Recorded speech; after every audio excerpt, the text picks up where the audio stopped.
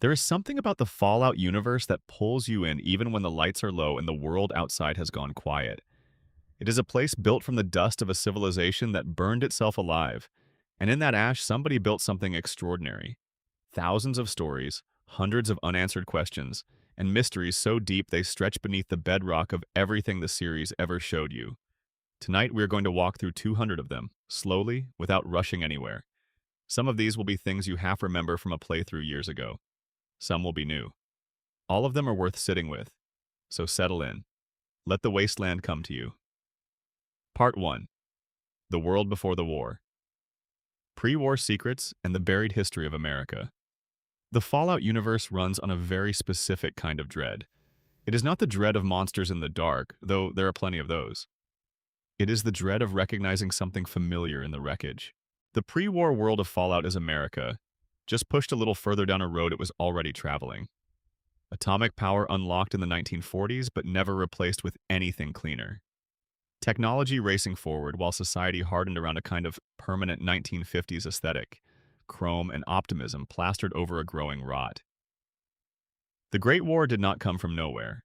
It came from a sequence of choices, and those choices left scars buried in every vault, every terminal, every piece of yellowed paper scattered across the ruins. 1. The first mystery is one that sounds simple until you pull at the thread. Who fired first? The Great War began on October 23, 2077, when nuclear warheads fell on American and Chinese cities within a span of roughly 2 hours. 2 hours. That is the total lifespan of human civilization as the Fallout world knew it. But the games have never definitively said who launched the opening strike. America and China had been grinding against each other for years over dwindling oil reserves, with American forces occupying Chinese territory in Anchorage, Alaska, and a Cold War boiling steadily hotter. Tim Kaine, one of the original creators of the Fallout series, was asked directly in an interview about this, and his answer was fascinating. He said he always envisioned it as ambiguous on purpose, that the point was never really who pushed the button first, but that both sides had built a world where pushing it was inevitable. The ambiguity is the answer. Nobody is innocent in Fallout's pre-war world. 2. Vault-Tec is one of the most quietly horrifying institutions ever built into a piece of fiction. On the surface, it was a government contractor that built underground vaults to shelter civilians in the event of nuclear war. The vaults were real. The shelters were real.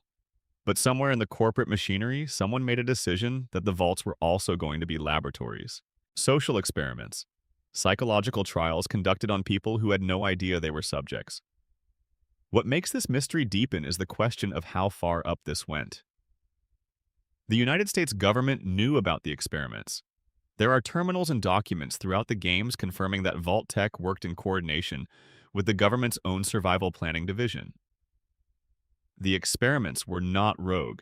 They were sanctioned, budgeted, approved. The government was studying its own citizens to gather data it planned to use after the bombs fell. Data about population control, psychological resilience, social collapse, and resource management. Every vault was a controlled test, and every person who walked into one was a variable. 3. The actual number of vaults built is something the series has never fully pinned down. Early lore suggested around 122 vaults were constructed across the continental United States. Only a fraction of those have ever appeared in the games, which means somewhere out there in the Fallout world there are dozens of vaults that have never been opened by any player, never explored, their experiments still running or long since finished in silence. What happened in them is a permanent blank. Some of those experiments could have been relatively benign. Some could have been among the worst things Vault-Tec ever designed. Nobody knows. The Fallout world is full of unopened doors. 4. Before the bombs fell, the United States and China were both engaged in a kind of arms race that went far beyond nuclear warheads. Advanced power armor, experimental energy weapons, and mutagen research were all part of the pre-war military-industrial complex. The Forced Evolutionary Virus, or FEV, was one of the most significant of these programs. Originally developed at Mariposa Military Base in California, the virus was intended to create super soldiers, humans modified at the cellular level to be stronger, faster, and more resistant to radiation. The result, as we know, was the super mutant. But what the games leave open is the question of how much the government actually understood about what FEV would do when released into the general population after a nuclear exchange. Did they know it would spread through irradiated water supplies and create the kinds of mutations we see across the wastelands? Or was the super mutant crisis an unintended consequence of a program that thought it had the virus contained? The documents at Mariposa suggest they had some understanding of the risk. The decision to keep developing it anyway is its own dark answer. Cheba. The Enclave is the shadow that follows the Fallout world from the very first game. They present themselves as the true continuation of the United States government, the legitimate heirs to a civilization that burned. But who exactly made up the Enclave? Where did they come from? The implication throughout the games is that before the Great War, certain high-ranking government officials, military officers, and corporate executives knew the bombs were coming. They made arrangements for themselves and their families to survive in Enclave facilities, offshore oil rigs, and protected bunkers that were never part of the public Vault-Tec program. While ordinary Americans were being sent into social experiment vaults as test subjects, the people who designed those experiments had their own safe houses ready. The class divide that defined pre-war America followed humanity underground, and it was waiting when the world opened again. 6.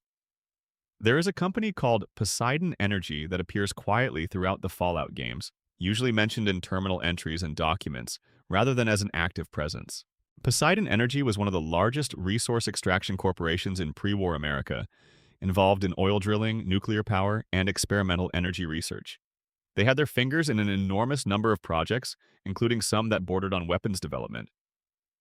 What exactly Poseidon was working on in its most classified facilities is something the games never fully reveal. There are hints. References to energy research that does not match any known pre-war technology. References to projects with names that appear once and never again. Poseidon Energy is one of those background institutions in the Fallout world that feels enormous and almost entirely unexplored. 7. The Robco Industries terminals scattered throughout the games paint a picture of a corporation that was both genuinely innovative and completely indifferent to the safety of its own creations. Robco built Protectrons, Mr. Handy units, Pip-Boys, and the Pip-Boy operating systems.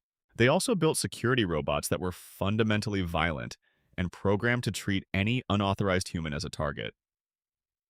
The internal communications at Robco suggest that employees raised concerns about the autonomous targeting behavior of some of their models, concerns that were consistently deprioritized in favor of meeting government contracts. The mystery here is less about what went wrong and more about what the people making these decisions actually believed they were building. Did they think the robots would always stay under control? Did they simply not care? 8. The pre-war United States had a resource wars that began in 2052, triggered by a Middle Eastern oil crisis. Europe and the Middle East erupted in conflict. The United Nations dissolved. Countries went to war over the last extractable fossil fuels on the planet. This is all background lore in the Fallout universe, described briefly in loading screens and old documents. What is never fully explored is what this did to the actual civilian populations of America during those years. The Fallout world asks you to live in the aftermath of a nuclear war, but the decades leading up to that war were already catastrophic. The resource wars alone displaced and killed millions before a single nuclear warhead was ever launched. The Great War did not arrive in a peaceful world. It arrived in one that had already been burning for 25 years. 9. Project Safehouse is something mentioned in scattered Vault-Tec documents throughout the games. It was the official name for the program that designed and built the vaults. The stated public purpose was survival of the American population. The internal documents reveal that Project Safehouse included, from its earliest stages, protocols for the behavioral experiments. The people designing the vaults were required to include an experimental variable in every design. There were no neutral vaults. Even the ones that appeared functional and normal were experiments of a different kind, studying what happened to human communities that lived entirely without external pressures. The result, in almost every case, was not a thriving community. It was something far darker. 10.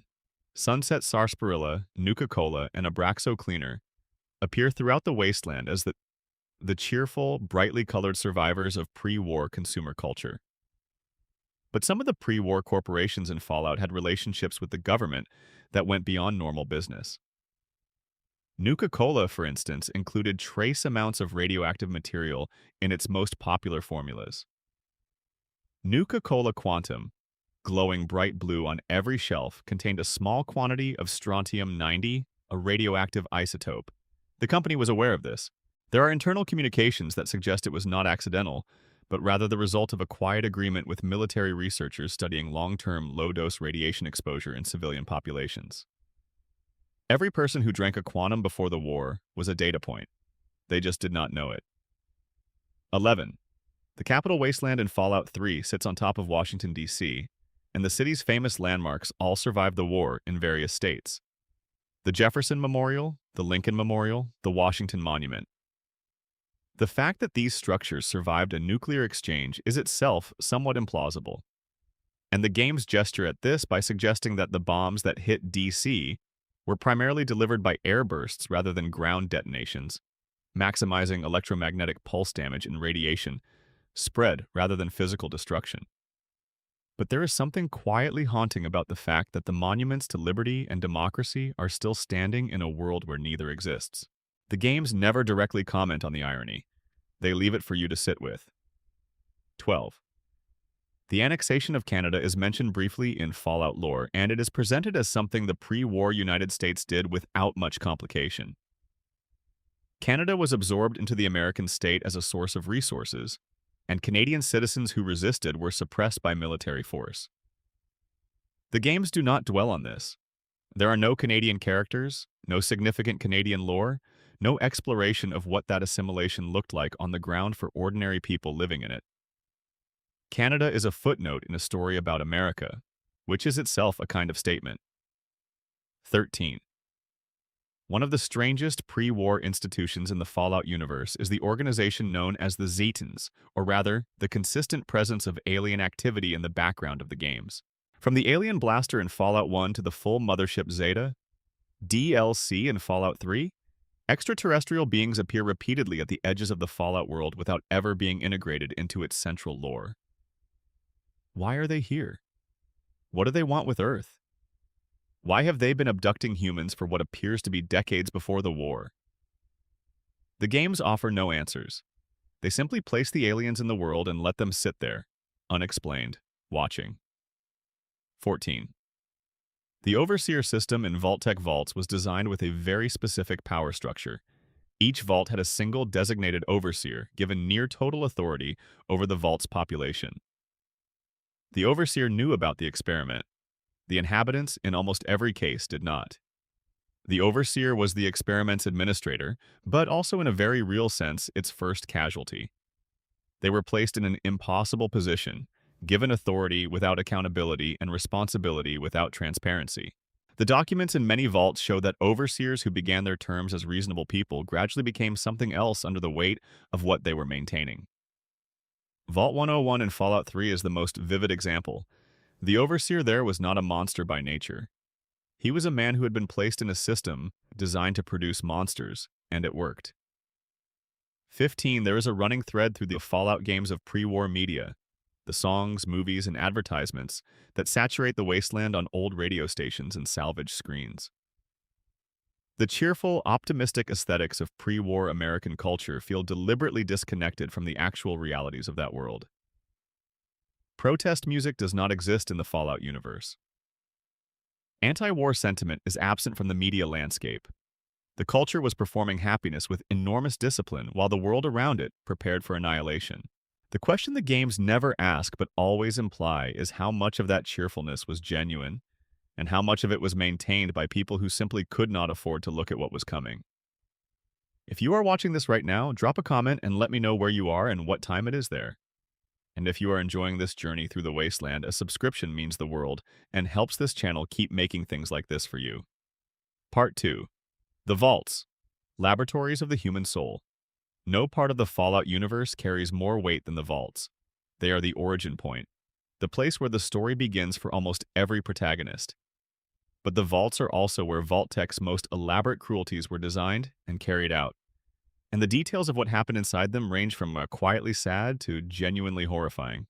Each one is a story about what happens to human beings when you take away their choices, their knowledge, and their freedom, and then watch to see what they do. 16. Vault 11 is located in the Mojave Desert, and if you trace the audio logs all the way to the end, you find something that redefines everything about the experiment. The inhabitants of Vault 11 were told that Vault-Tec required a sacrifice. One person per year, chosen by the residents, would be sent to a sacrificial chamber, and if this requirement was met, the vault's population would be preserved.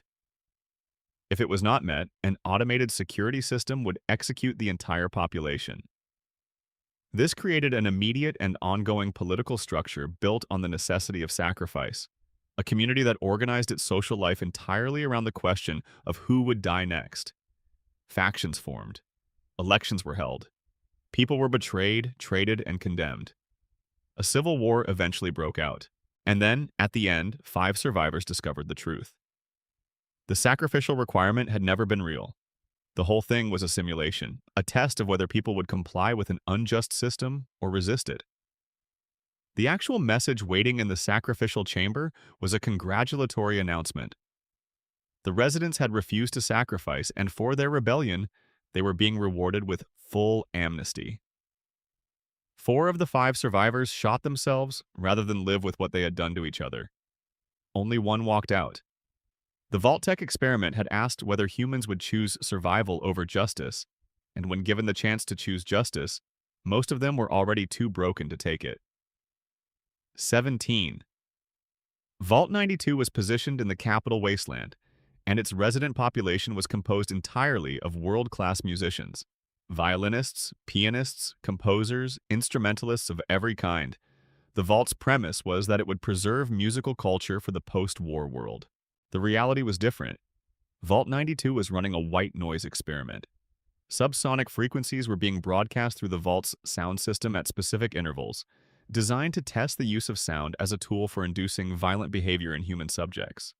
The musicians, already sensitive to sound by profession, responded to the white noise with increasing paranoia and sudden, explosive episodes of violence. The overseer documented each incident meticulously. At some point, the violence overwhelmed the documentation process. By the time the vault was discovered in Fallout 3, the residents had all destroyed each other. The overseer's final log entry was a single word: success. 18. Vault 106 is one of the more straightforwardly brutal experiments in the series. The overseer was instructed to release psychoactive drugs into the vault's air filtration system, beginning on the first day the vault was sealed. Not gradually, not as a later experiment, but from day one. The residents were never sober from the moment they moved in. The drug cocktail was designed to induce euphoria initially, then paranoia, then violent ideation. Within 10 days, the vault's social structure had collapsed.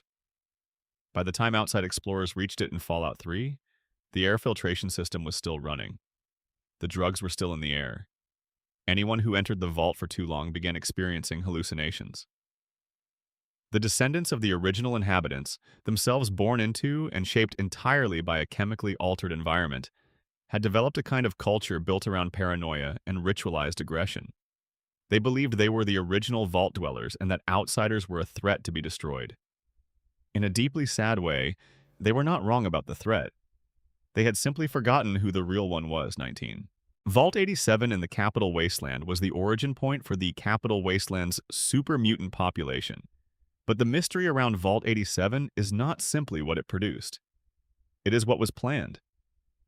The vault was built with a deliberate design flaw. Its blast door could not withstand a direct nuclear strike at the surface. When the bombs fell, Vault 87 received significant radiation damage. The FEV research laboratories inside were compromised, and the virus was released into the water supply. The mutation began before any researcher gave the order for it, which raises the uncomfortable question of whether that was actually a flaw at all. Was Vault 87's exposure to its own experiment an accident? Or was it the experiment, releasing FEV into a sealed population and watching the transformation in a controlled environment was exactly the kind of data Vault-Tec was designed to gather. The residents of Vault 87 were never meant to survive. They were meant to become 20. Vault 77 is one of the strangest experiments because it appears in a Fallout webcomic rather than the main games, mentioned only briefly in Fallout 3 as a note on a trader's terminal. The vault housed a single inhabitant, one man sealed in a vault with a crate of puppets. No other people, no community, just a man and a collection of hand puppets. The man held out for over a year before he opened the crate. When he did, the puppets began to take on distinct personalities in his mind, and one of those personalities was violent. He eventually made it out into the wasteland, where the puppet he called Vault Boy became a kind of survival tool, channeling a capacity for cruelty he could not otherwise access. The experiment was apparently designed to study extreme isolation and the human tendency toward dissociation. It worked exactly as intended. 21. Vault 108 in the capital wasteland became home to Gary. Not a single Gary, but an entire population of them. The Vault's experiment involved a cloning program. Gary 23, one of the original test subjects, displayed such extreme aggression and antisocial behavior that he was placed in isolation. Somehow, through a combination of the cloning process and the Vault's automated systems continuing to operate, the Vault eventually became populated almost entirely by Gary clones. Each Gary shared the same fundamental psychological profile, the same aggression, the same single word of communication. The Vault dwellers who were not Gary were systematically eliminated. Vault 108 is less a social experiment than a portrait of what happens when a system keeps replicating the same catastrophic outcome because nothing is designed to stop it. 22. Vault 112 in the Capital Wasteland is one of the game's most memorable because you actually enter it. The residents of Vault 112 are alive after a fashion. They have been placed in stasis pods and connected to a virtual reality simulation called Tranquility Lane, designed by the Vault's overseer, Dr. Stanislaus Braun. Braun has been running the simulation for over 200 years. He has the ability to kill and revive the inhabitants of the simulation repeatedly, and he has been doing so. Braun created a kind of private eternity for himself, an endless playground in which he is the only true sovereign. The residents have died thousands of times in simulated scenarios that Braun designed for his own amusement. The mystery of Vault 112 is not what Braun is, which is fairly clear. It is whether anyone at Vault-Tec anticipated that giving one person permanent godlike authority over a captive population would produce exactly this. And if they did, what was the purpose of the information they gathered? 23. Vault 22 in the Mojave Desert was focused on agricultural research, specifically developing plant-based food systems that could sustain a sealed population. The experiment worked in terms of crop yield.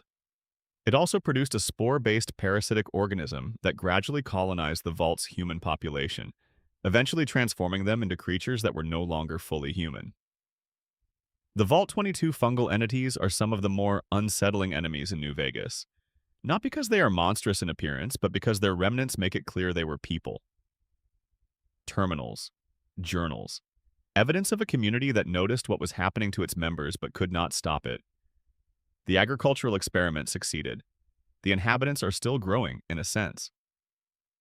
24. Vault 95 in the Commonwealth was devoted to a behavioral modification experiment focused on addiction. The vault was stocked with chems, drugs, and stimulants, and the population was allowed to use them freely during the first years of the vault's operation. Then the supply was cut off completely. The experiment studied whether addiction could be overcome in a controlled environment without external support systems. The answer was no. The inhabitants of Vault 95 who had been placed in a recovery program were given full access to a secret stash of jet by Vault-Tec operatives who arrived posing as counselors. The recovery program and the social trust built around it collapsed immediately. Vault 95 is now occupied by gunners and littered with the evidence of what happened when a community's last structure of mutual support was deliberately dismantled. 25. Vault 81 in the Commonwealth is one of the few that appears to have produced something positive. Its original experiment involved testing experimental cures and vaccines on the Vault's population without their knowledge, using a modified version of the standard inoculation program. A single scientist named Dr. Olivet, however, chose not to follow the protocol. She falsified the data and protected the residents rather than experimenting on them.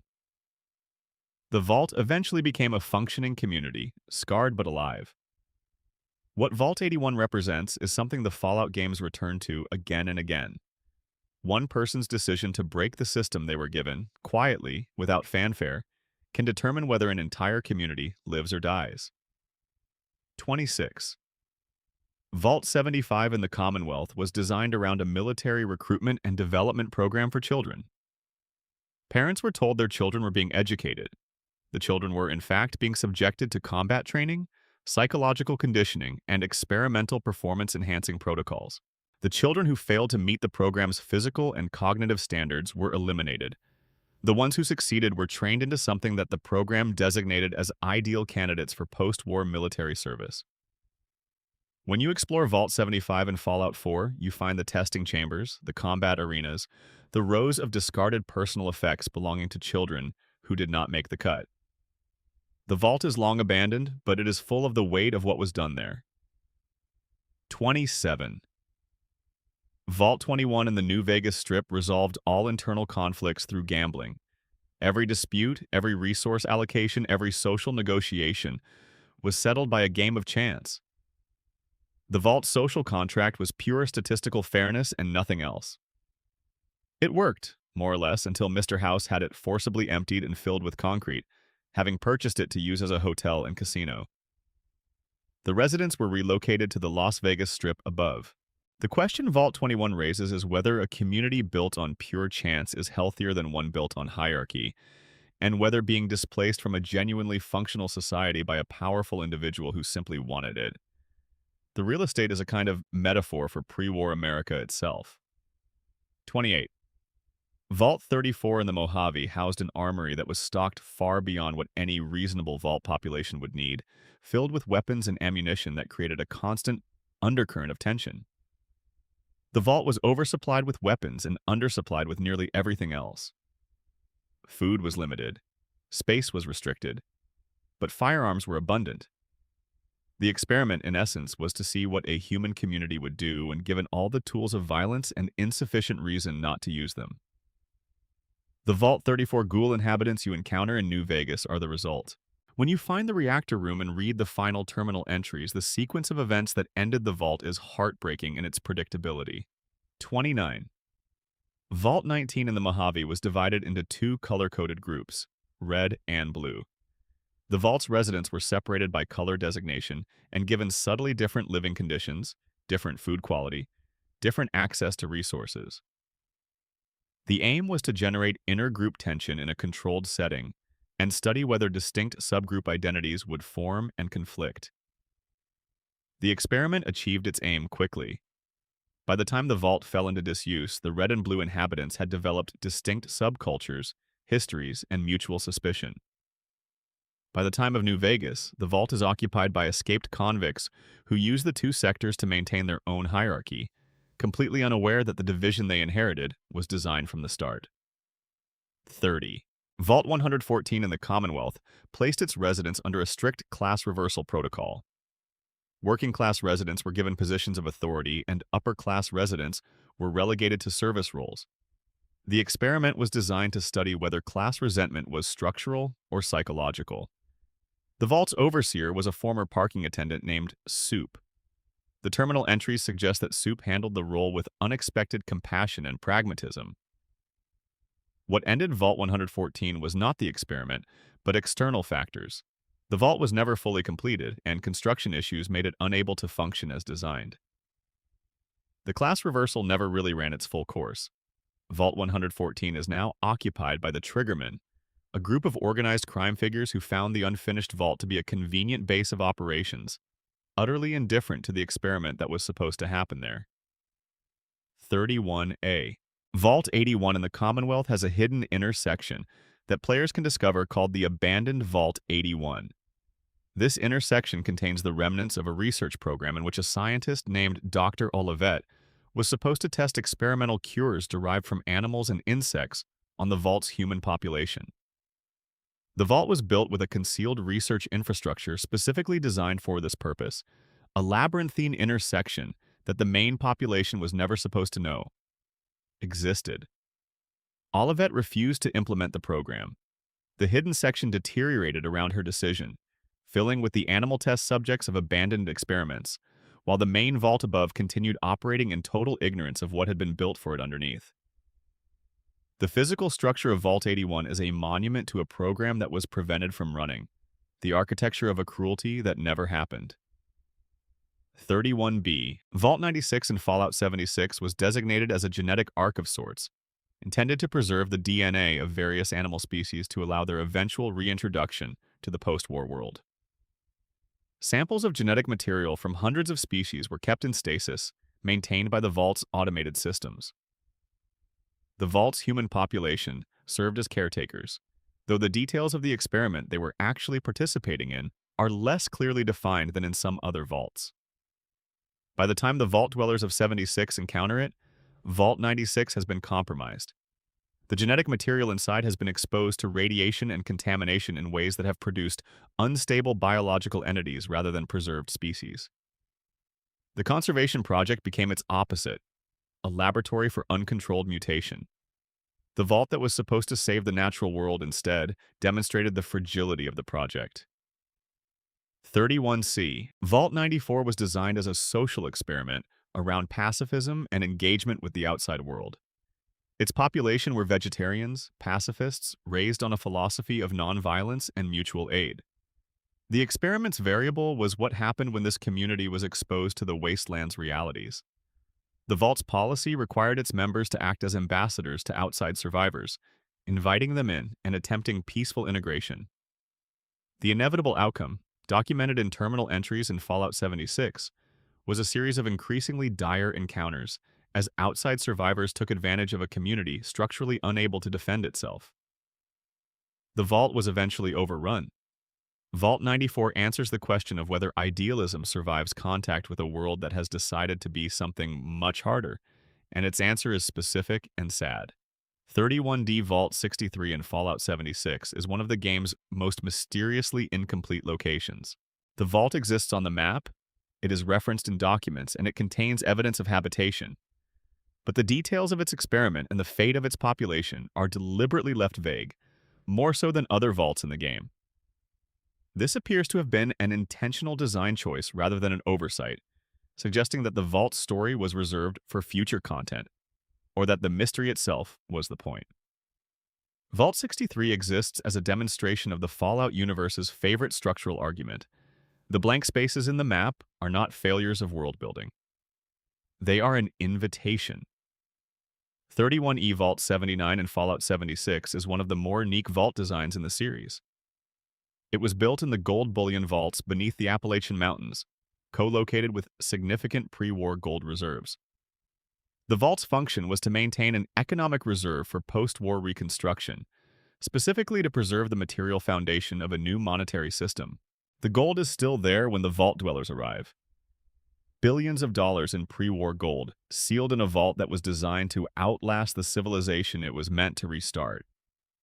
The Vault accomplished its preservation mission perfectly. The civilization it was waiting to restart never came back on the terms the designers anticipated.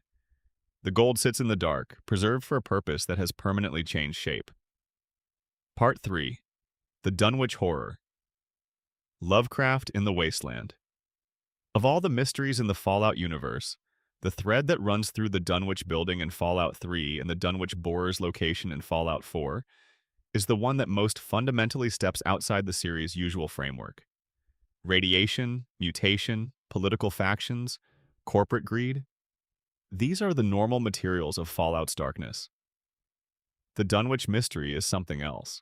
It points towards something that cannot be explained by science or history, something that was waiting in the ground long before the first person built a vault, or a city, or anything at all. 31. The Dunwich building sits at the southwestern edge of the Capital Wasteland in Fallout 3, isolated from other map locations in a way that feels deliberate. Most players do not come to it by accident. They hear about it from a character named Ronald Laren in a settlement called Girdershade, who describes it with an edge of genuine fear in his voice. He calls it bad mojo. He says he hears things there. His warning is not framed as superstition. It is framed as experience. The Dunwich Building is not a regular location. It is a destination you are pointed toward by someone who wishes you would not go. 32. Inside the Dunwich Building, you find audio logs belonging to a man named Jamie who entered the building searching for his father. His father had found a book. That book, it becomes clear as Jamie's logs grow increasingly fragmented, consumed the elder man's mind. Jamie traces his father deeper and deeper into the building, and with each entry, Jamie's own entries change. He starts mentioning names. Alhazred, Giyeth. These names mean nothing in the Fallout world, but to anyone familiar with H.P. Lovecraft's Cthulhu mythos, they land hard. Abdul Alhazred is the name of the fictional author of the Necronomicon. Giyeth is a name associated with the mythos's deep, unchained things. The building is named after Lovecraft's story, The Dunwich Horror, directly. What the game is doing here is placing a genuine supernatural mystery inside a world that is supposed to have rational explanations for everything. And it does not explain it away. 33. At the very bottom of the Dunwich Building, past layers of abandoned offices and ghoul-haunted corridors, there is a cave. In that cave, there is an obelisk. It is black, and it is carved with figures that suggest something reaching outward or breaking free. Jamie is down there, now a feral ghoul, kneeling in worship before the stone. Other ghouls are with him. The obelisk radiates at 20 rads per second, but the radiation feels incidental. The real damage it does is something else. When you approach it, the game plays audio of something repeating the name Alhazred in a low, steady chant. The obelisk has no lore entry, no terminal, no document to explain it. It simply is. And it has been there, beneath the offices of a pre-war company, for an indeterminate amount of time. 34. The company that built its offices above the obelisk was Dunwich Borers, LLC, a mining and excavation firm. Their presence above an ancient supernatural artifact is not coincidental. Cut content from the Point Lookout DLC reveals that the company was founded by a man named Richard Dunwich, and that one of Dunwich's descendants was Obadiah Blackhall, an elderly man you meet in Point Lookout who is desperately searching for a stolen book. That book is the Krivbekni, an occult text tied to the rituals associated with the obelisk.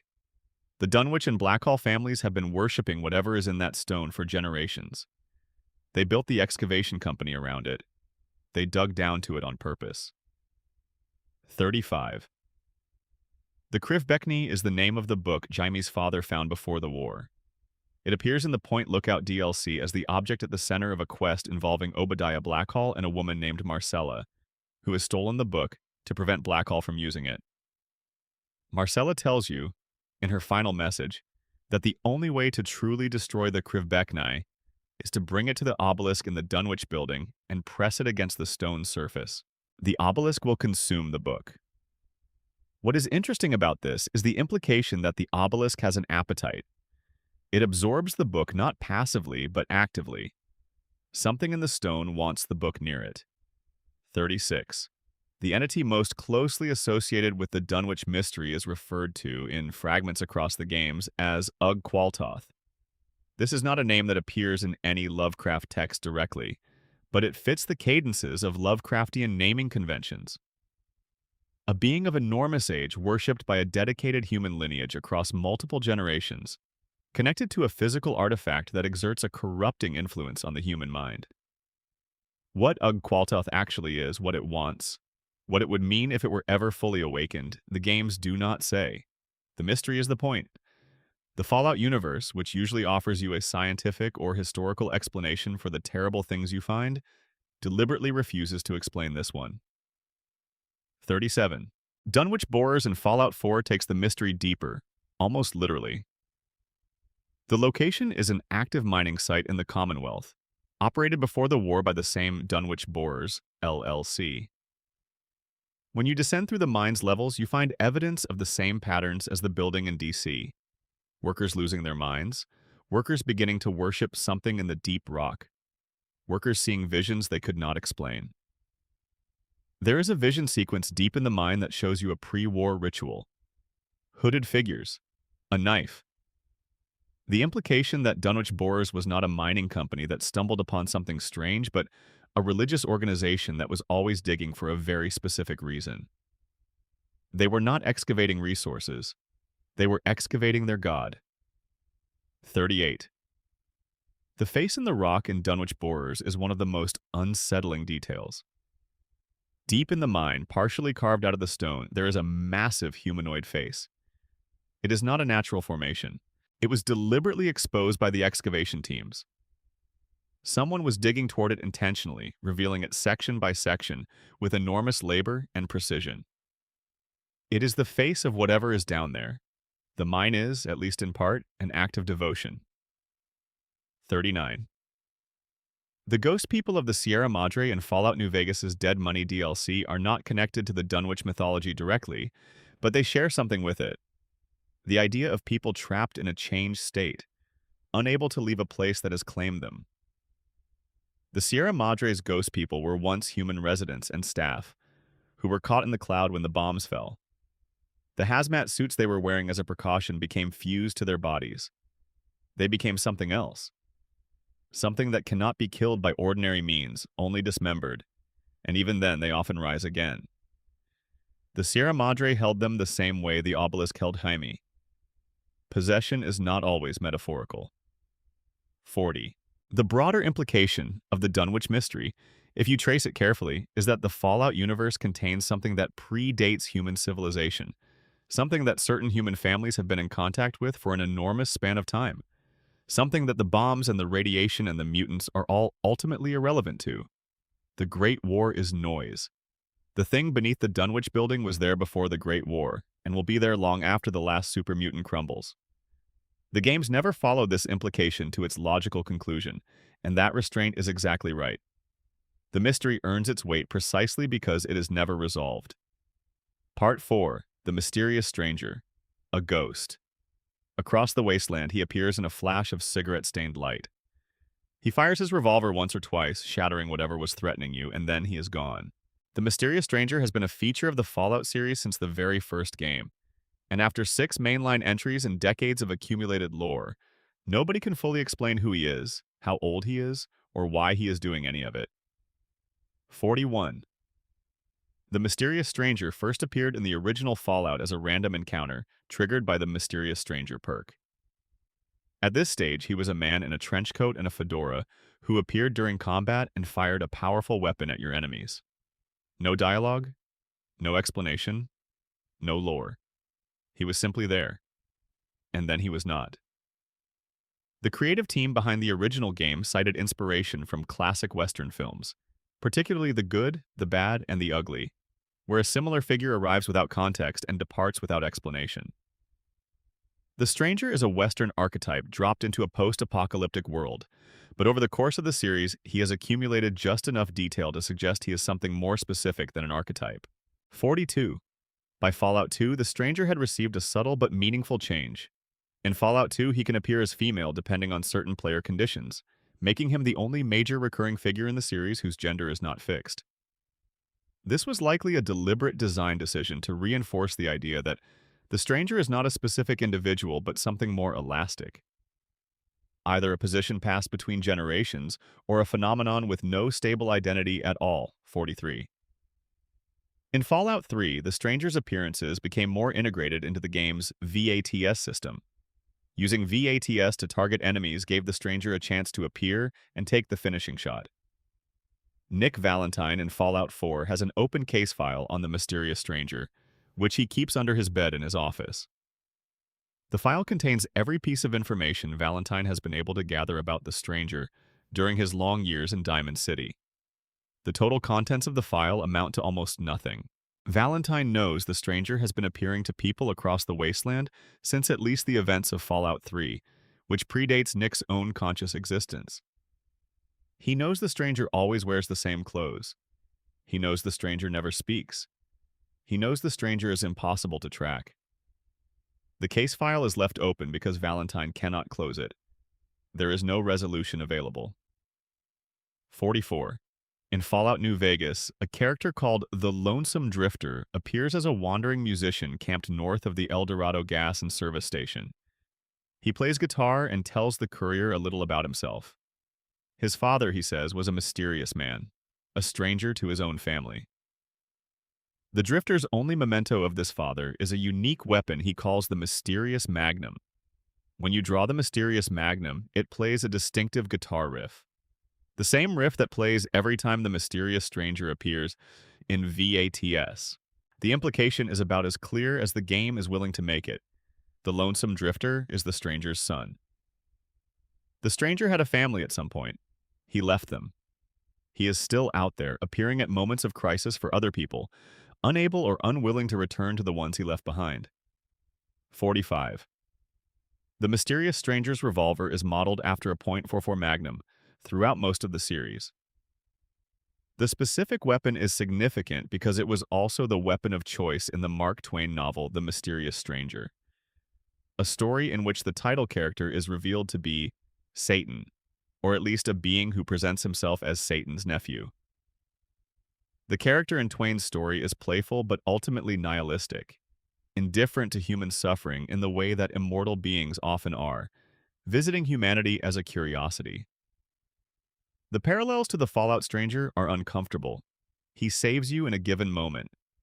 He is not necessarily on your side in any meaningful long-term sense. 46. Miss Fortune is the mysterious stranger's counterpart in Fallout New Vegas, a woman in a dark dress and domino mask who may appear instead of the stranger when using VATS. She does not eliminate enemies. She curses them with misfortune, causing their weapons to jam, causing them to stumble, causing accidents. The games have never explained the relationship between the stranger and Miss Fortune. Are they the same phenomenon wearing different shapes? Do they exist in competition? In cooperation? Miss Fortune adds a layer of complication to the stranger's mythology that has never been addressed directly. 47. In Fallout 76, set earliest in the series timeline, the mysterious stranger still appears. He is wearing the same coat, the same hat. He is performing the same function, appearing in combat to help vault dwellers who have just emerged into Appalachia in 2102. Which means that 25 years after the bombs fell, he was already operating. And he was still operating in 2287 during Fallout 4. That is nearly 2 centuries of documented activity in essentially the same form. Whatever he is, he does not age at a normal rate. He does not tire. He does not stop. 48. One of the more intriguing details about the stranger is his relationship to luck. The probability of his appearance scales with the player character's luck stat. The higher your luck, the more often he appears. This could be interpreted as a pure gameplay mechanic, but it could also be read as something about the nature of the stranger himself. He does not appear to save people indiscriminately. He appears to save people who are, in some ineffable way, fortunate. Lucky. Chosen, perhaps, by whatever logic governs the wasteland's deeper currents. 49. Nick Valentine's ongoing case file on the stranger is, in its own way, one of the most moving details in Fallout 4. Nick is a synth who was built from the memories and personality of a pre-war detective, and the case file is the most human expression of that origin. The stranger is a mystery he cannot solve, and the fact that he cannot solve it bothers him in a way that other unsolved cases apparently do not. The stranger feels personal to Nick in a way he cannot entirely articulate. Maybe because the stranger, like Nick, exists outside the normal rules of how people are supposed to work. They are both figures who should not be possible, going about their business in a world that cannot fully account for them. 50. The most compelling theory about the mysterious stranger's true nature synthesizes several threads: the Twain connection, the Drifter connection, the luck connection, and the supernatural suggestion of the Dunwich mythology. Under this reading, the stranger is not a human being in any conventional sense. He is a principle, something the wasteland produced or called into being in the aftermath of the Great War, something that functions like luck, that appears at moments of genuine extremity and tips the balance towards survival for those it favors. The theory holds that the Drifter's father was simply the most recent human incarnation of this principle, a man who was used as a vessel and then set aside when the vessel was no longer needed. The guitar riff plays, the gun fires, and he moves on. He always moves on. Part 5. Appalachia's Darkness. Mothman, Cryptids, and West Virginia's Secrets. Fallout 76 has a different relationship with mystery than the other games. Set in the forests and hollows of West Virginia, it draws on a tradition of American folklore that is older than any of the game's post-war factions. The cryptids of Appalachia did not start with Bethesda. They were already there, in the hills, and the stories of a region with its own long history of strange encounters and stranger explanations. 51. The Mothman in Fallout 76 is not a random design choice. The Mothman is one of the most documented cryptid phenomena in American folklore, centered on Point Pleasant, West Virginia in 1966 and 1967. Dozens of witnesses reported seeing a winged humanoid figure with enormous red eyes. The sightings were concentrated in the months leading up to the collapse of the Silver Bridge over the Ohio River on December 15, 1967, a disaster that killed 46 people. After the bridge collapsed, Mothman sightings stopped almost entirely. Many who had seen the creature came to associate it not with causation, but with forewarning. They believed the Mothman was a harbinger, something that appears at the edge of catastrophe, not to cause it, but to witness it. Fallout 76 leans into this mythology with real commitment. The Mothman in the game is associated with a cult called the Cult of the Mothman, whose members received what they believed was a warning before the Great War telling them to seek high ground. Some of them survived by heeding that warning. 52. The Cult of the Mothman is one of the most interesting factions in Fallout 76's pre-war Appalachia. They were not a fringe group by the time the bombs fell. They were an organized religious movement with a real theological framework, specific rituals, and an internal hierarchy. Their scripture held that the Mothman was a messenger of the divine, specifically a divine associated with transformation and passage. Nuclear war from within their worldview was not an ending, but a transition, the great divide that would usher humanity into a new state of being. When the bombs actually fell, the cult members who survived experienced something that must have been genuinely difficult to process. They had been right. They had told people this was coming. Nobody had listened, and now the world had ended. Their subsequent survival gave their beliefs a kind of terrible validation. 53. In Fallout 76, there is a wise Mothman variant that is unlike the hostile Mothmen encountered elsewhere in the game. If you perform a specific ritual near the lighthouse at Point Pleasant, collecting bioluminescent fluid from fireflies, the wise Mothman appears. He is not hostile. He looks at you with the enormous red eyes and holds your gaze, and if you interact with him, he grants you an experience bonus and then vanishes. He offers no explanation and accepts no questions.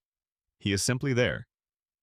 In the tradition of the original folklore creature, attending to something he is attending to, and then gone. 54. The Grafton monster's real-world origins stretch back to a 1964 newspaper report from Grafton, West Virginia, describing a massive, headless creature glimpsed near the Tigert Valley River. Witnesses described it as pale, enormous, and completely without a discernible head. In Fallout 76, the Grafton monster is given a scientific origin, a modified strain of the forced evolutionary virus developed by researchers at Huntersville. It is a real mutation of a real pathogen, but the detail that stays with you is that the creature has no head. Not a head that was removed or damaged, but one that simply never developed within the FEV mutation protocol. The researchers at Huntersville apparently tested multiple strains before arriving at what they considered a stable mutation, and the headless variant was the one that held. There is no documentation of why headlessness was considered acceptable for a stable outcome. 55. The Flatwoods monster in Fallout 76 is one of the most visually distinctive entities in the game. A tall, glowing, hooded figure that drifts rather than walks and does not behave according to any known biological pattern. In real West Virginia folklore, the Flatwoods monster was reportedly seen in September 1952 near the town of Flatwoods, described by multiple witnesses as a 10-foot figure with a red face, glowing eyes, and a pleated skirt-like lower body. Witnesses reported a nauseating petrochemical smell accompanying the creature. The Fallout 76 Flatwoods monster is described as only appearing at night and is extremely rare. It does not attack unless provoked. What it is doing when you find it standing in the dark of Appalachian woodland is unclear. What it was doing before you arrived is equally unclear. 56. The sheep squatch is another West Virginia cryptid given a home in Fallout 76. In regional folklore, it was described as a white, goat-like creature with horns, spotted in the mid-1990s near Point Pleasant. In the game, the sheep squatch is a large, aggressive creature encountered in the Savage Divide and other regions. Bethesda's version is more monstrous than the folklore original, but the choice to set Fallout 76 in West Virginia specifically, rather than any other American region, was clearly made in part to honor this tradition of regional strangeness. West Virginia has one of the richest cryptid mythologies of any state in America, and the game treats that mythology with genuine affection. 57. The Wendigo in Fallout 76 takes its name and basic design from a creature in Algonquian indigenous folklore, a being associated with cannibal compulsion and the worst extremes of winter starvation. In the game, Wendigos are emaciated, fast, horrifying figures encountered in some of Appalachia's most remote areas.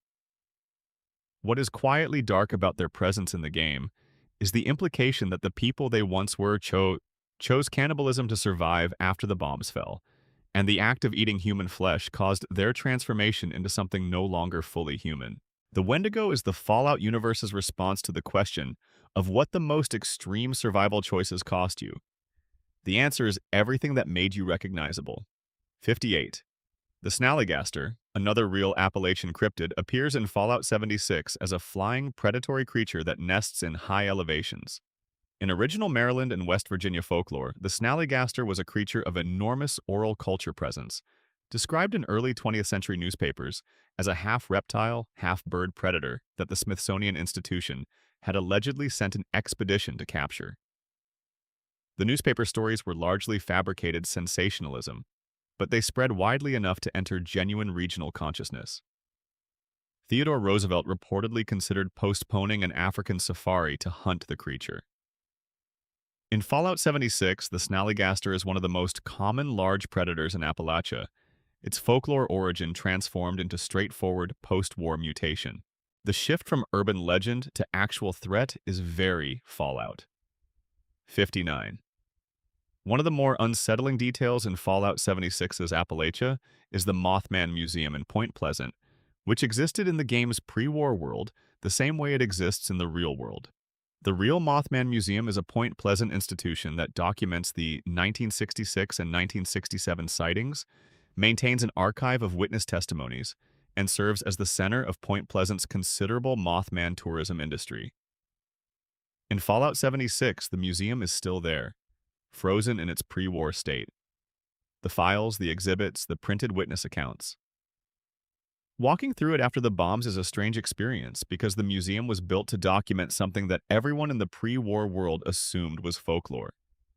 And in the Fallout universe, the Mothman was not folklore at all. 60. The Lucky Hole Mine in Fallout 76 is where the cult of the Mothman waited out the apocalypse. Deep inside the mine, they etched their scripture into the walls, performed their rituals, and listened for signs. Some of them survived long enough to leave the mine after the nuclear fallout had settled.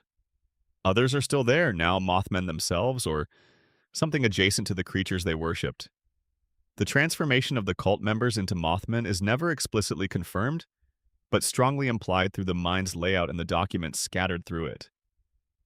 The most devoted believers became what they believed in. In the Fallout universe, that kind of literalized devotion is not metaphorical. Part 6.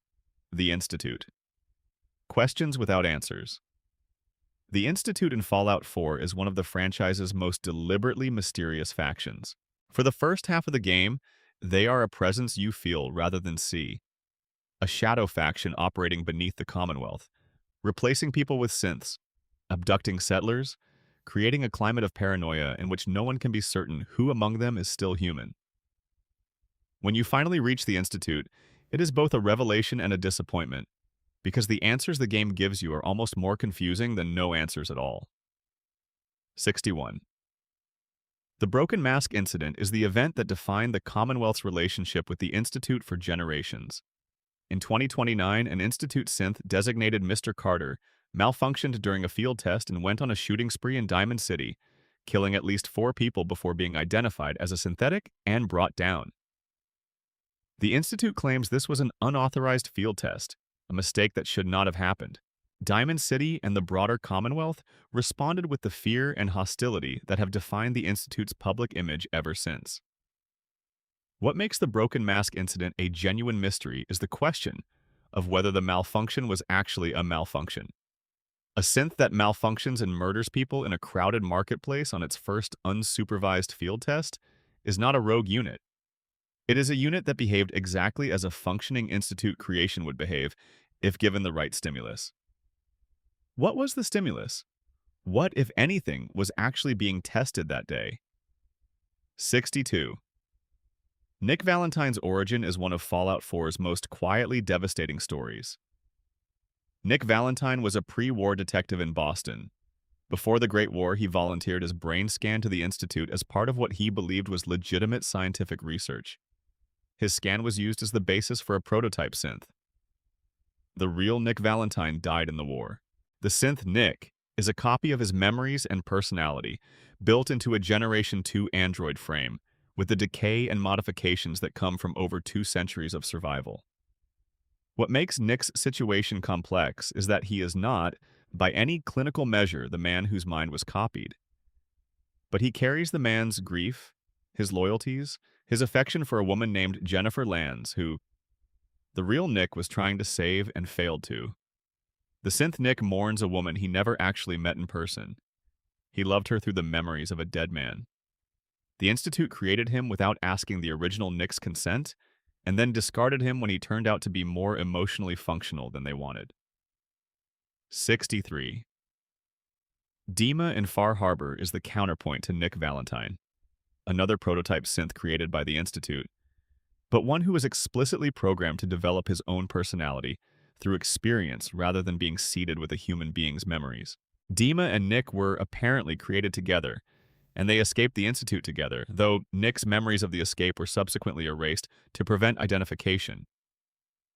Dima went north and founded a synth sanctuary called Acadia. What Dima becomes in the course of Far Harbor is one of the most morally complex character arcs in the series. He committed a terrible act to protect his community. He erased his own memory of committing it, using the Institute's own neurotechnology to remove the guilt. Which raises a question that the game genuinely does not answer. Is someone who has removed their own memory of a crime still responsible for it? 64. The question of whether synths are conscious is one the Institute refuses to resolve. Dr. Alan Benet, a scientist in the Institute's robotics division, believes synths are sentient and has gathered what he describes as evidence that they dream. His superior, Dr. Sean, who is also the sole survivor's kidnapped son aged into an old man, insists that synths are not sentient and that attributing consciousness to them is a category error. The railroad exists because there are enough people who disagree with Sean to form an organized resistance movement on behalf of synths. The game never definitively answers the question, which is precisely the right choice. A definitive answer would flatten the moral weight of the question.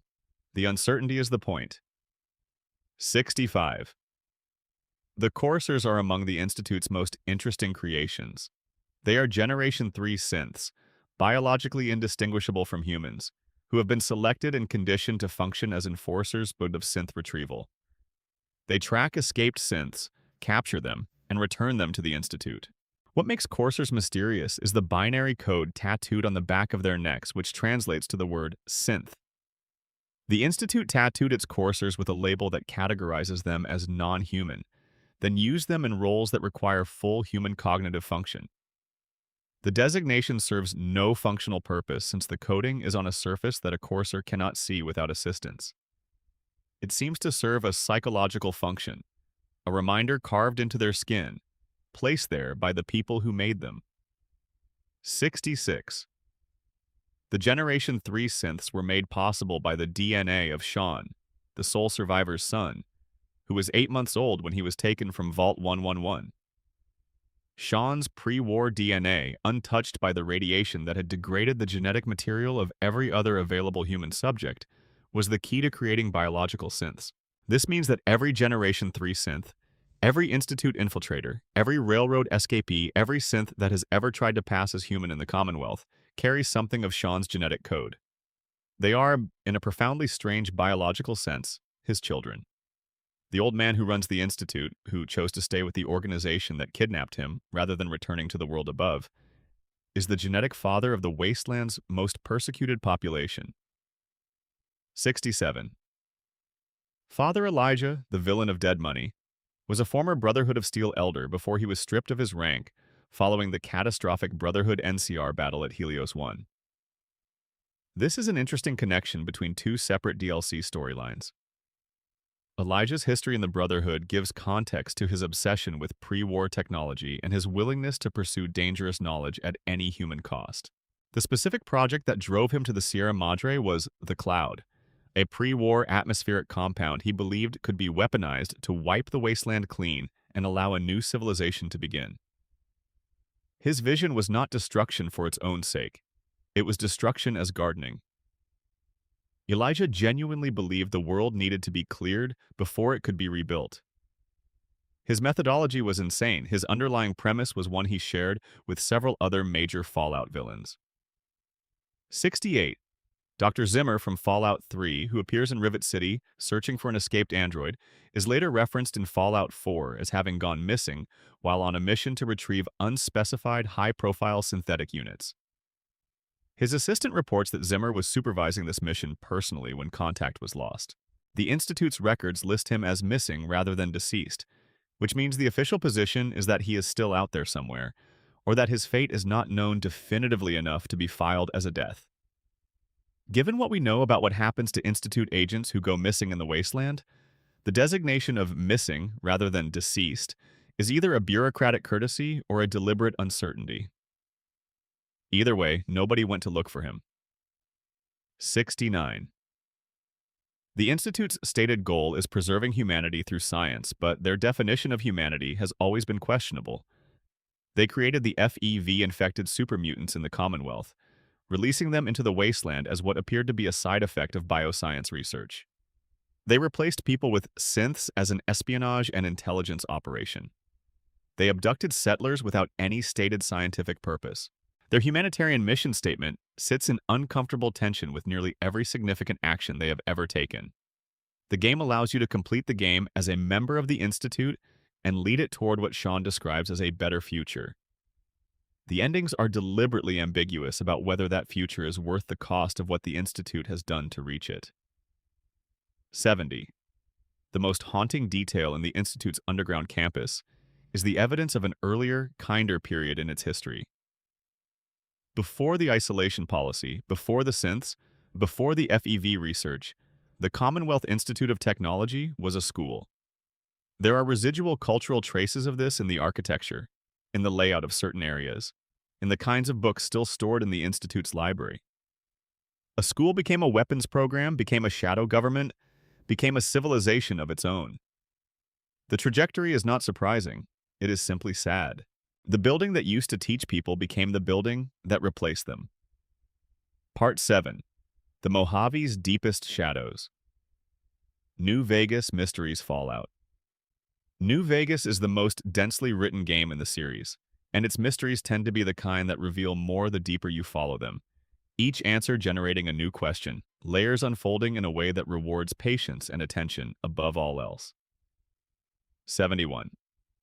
Ulysses is the mystery that runs beneath the entire New Vegas experience like a river beneath a city.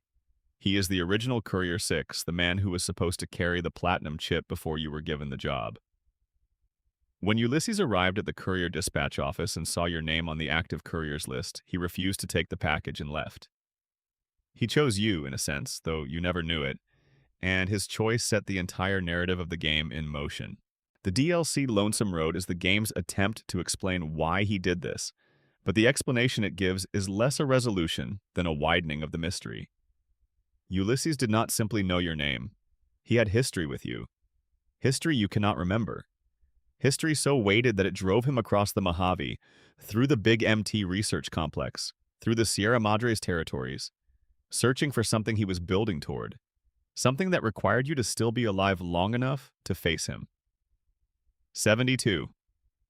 The Divide, the setting of Lonesome Road, was once a place called The Divide, a community that grew up in the ruins of a pre-war highway town and somehow survived the Great War's immediate chaos. It became, according to Ulysses, one of the most hopeful places in the post-war Mojave. People built a life there. The courier, in a past that neither the player nor the protagonist has access to, was part of that community at some point. And then, on a routine courier run, they delivered a package to the Divide that contained an unactivated nuclear warhead signal. The warheads in the Divide's old missile silos activated. The Divide was destroyed. Every person who had been trying to build something there died. Ulysses was the only survivor, and his grief calcified into purpose. He blamed you, not because you knew, but because you did not know, and that unknowing was itself a kind of violence. You walked into a place full of people and carried death in without understanding what you were carrying. 73 Big Mountain, called the Big MT in Old World Blues, is one of the strangest places in the entire Fallout universe. A pre-war research complex located in the Mojave Desert that was too classified for most government officials to have any knowledge of.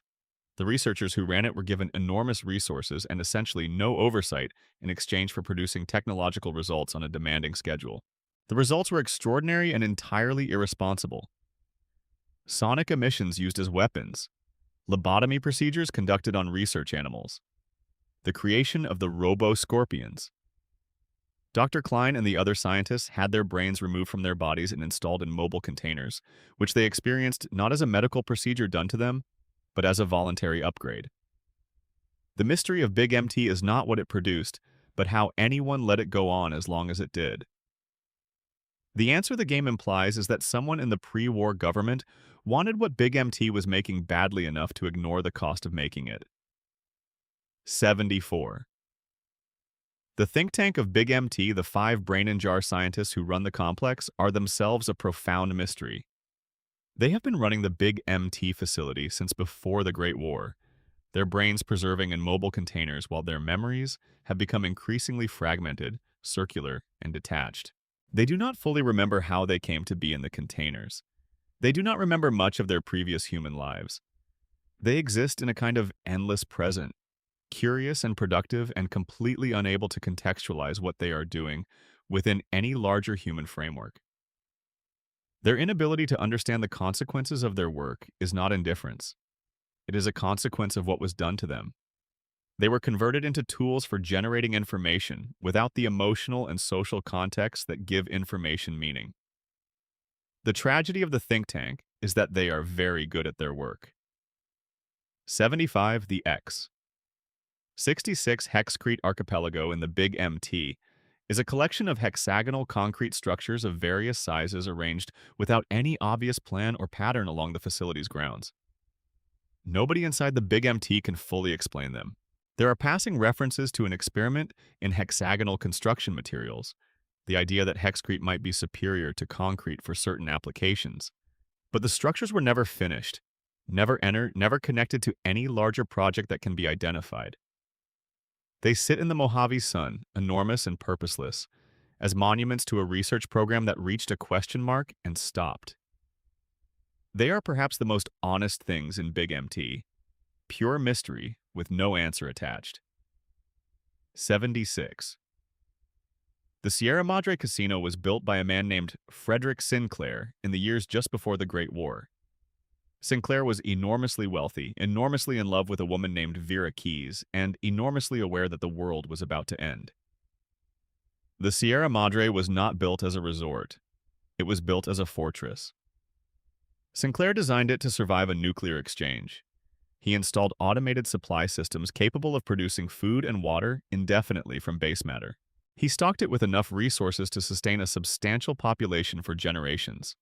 He planned to shelter people there when the bombs fell. The mystery is what he actually knew about the timeline of the war. The systems he designed suggest advanced knowledge, not just suspicion.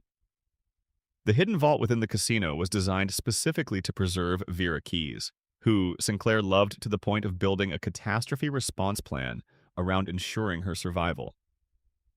She died before the bombs fell, of a drug overdose. He was too late. The fortress he built for her had no one to protect. 77. The cloud that envelops the Sierra Madre is one of the most mysterious substances in the Fallout series. It was created by a malfunction in the Sierra Madre's environmental control systems, a cascade failure in the ventilation and chemical storage that released a compound into the surrounding atmosphere that never dissipated. The cloud is toxic at sustained exposure and extremely corrosive. It settled into the street and architecture of the Sierra Madre Villa and has remained there for nearly 2 centuries. Father Elijah, when he found the Sierra Madre, recognized the cloud's potential as a weapon.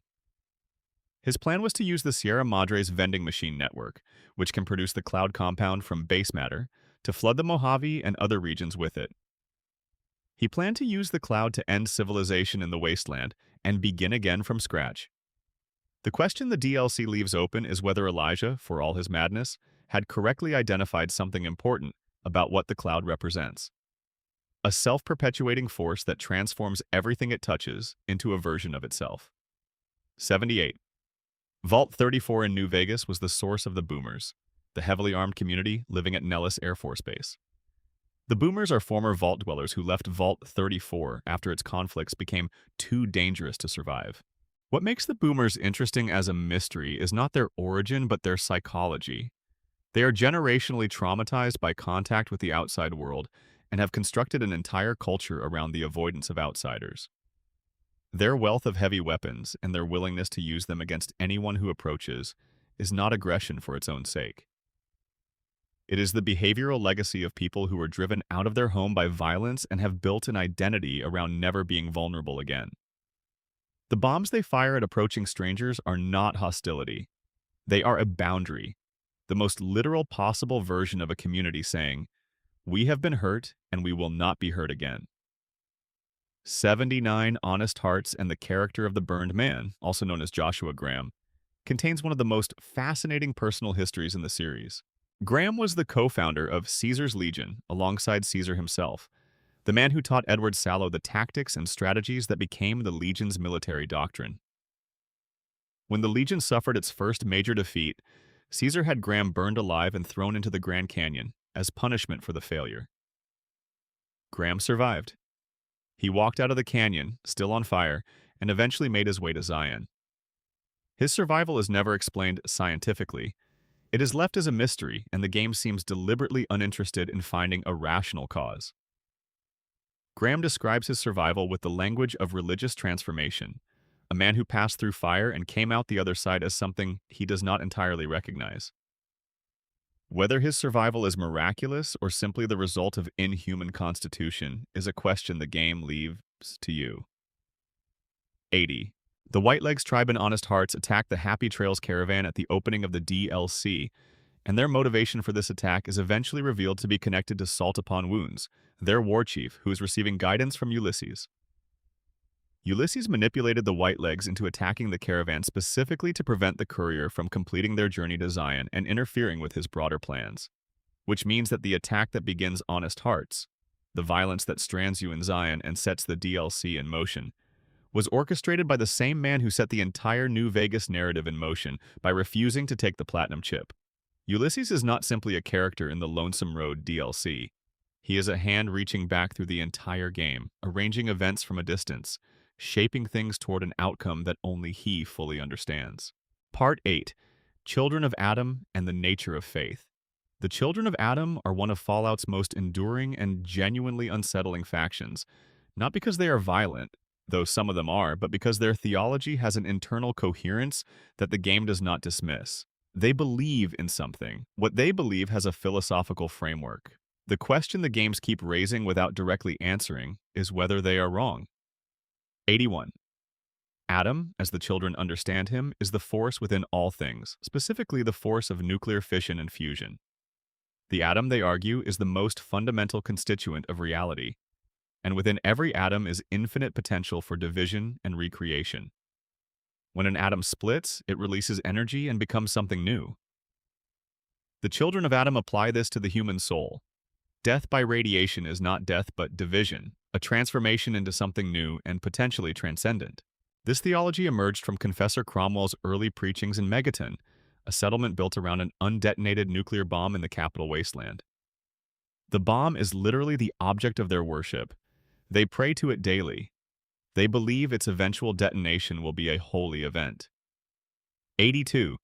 The children of Adam in the glowing sea in Fallout 4 are led by Mother Isolde and inhabit the crater of Adam, a massive impact crater left by one of the bombs that struck the Commonwealth. This community has lived in the most irradiated region of the Commonwealth for generations. Many of them have developed a condition called radical radiation absorption, a mutation that allows them to absorb and weaponize radiation rather than being harmed by it. Whether this is a natural mutation or a gift from Adam is, from within their theology, not a meaningful distinction. They do not distinguish between the scientific and the sacred. Radiation is both at once. 83. Far Harbor's children of Adam are led during the events of the DLC by Confessor Tectus, a man whose theological certainty has hardened into something genuinely dangerous. Tectus wants to detonate the nuclear warheads in the naval submarine the children use as their base of operations, the nucleus, and flood the island with radiation. He believes this is what Adam demands. What makes Tectus interesting, rather than simply villainous, is that the DLC allows you to discover, if you follow a specific evidence trail, that Tectus is not who he presents himself as. The original confessor, Martin, disappeared under mysterious circumstances, and the investigation into his fate reveals a story about what happens when a religious movement is taken over by someone whose faith is actually fear wearing the mask of certainty. 84. The Mother of the Fog in Far Harbor is the most venerated figure in the Children of Adam's Far Harbor chapter. She is believed to be a divine messenger, one of the original children of Adam who was transformed by her devotion into something more than human. The quests tied to her in the DLC are hallucinogenic and genuinely strange, involving a vision quest through fog-shrouded terrain, with an ethereal figure guiding you through images of the island's history. Whether the Mother of the Fog is real, a genuine supernatural phenomenon, or a product of the island's radiation affecting human perception, the game never definitively resolves. She feels real. The visions feel real. The island has something unusual about it. 85. One of the more curious philosophical questions the children of Adam raise is whether their theology is more internally consistent than any of the other major belief systems in the Fallout world.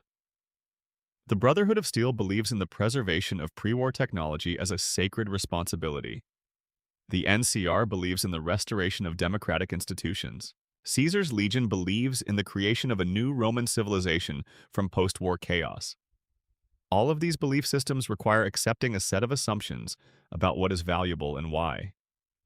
The Children of Adam's assumptions are unusual, but their logic, once you accept the premises, is coherent. Adam exists. Division is real. Radiation transforms. Within those premises, their entire worldview follows. 86. Confessor Cromwell in Fallout 3, the founder of the Children of Adam's Megaton chapter, is one of the game's most quietly present figures. He preaches daily at the bomb in the center of Megaton, and unlike many characters in the game, he is not aggressive about his beliefs. He invites, he welcomes. His faith seems to give him something real, a peace and a sense of purpose that other Megaton residents do not have. He is not deluded in the way that some other cult leaders in Fallout are deluded. He is, within his own framework, exactly what he presents himself as, a man who found something to believe in and is living accordingly. The troubling thing about Cromwell is that the game does not let you dismiss him entirely. He is too sincere, and his sincerity has weight. 87. The glowing sea itself is one of the most unsettling environments in Fallout 4. It is the region of Massachusetts that took a direct nuclear strike during the Great War and has remained so heavily irradiated that nothing without substantial radiation resistance can survive extended exposure. It exists as a kind of permanent wound in the Commonwealth's landscape, a place the rest of the world has simply decided not to engage with.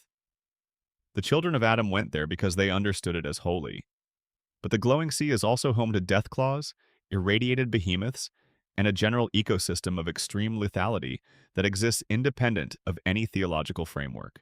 It is simultaneously a sacred site and a death zone, and the game lets both of those things be true without resolving the tension between them.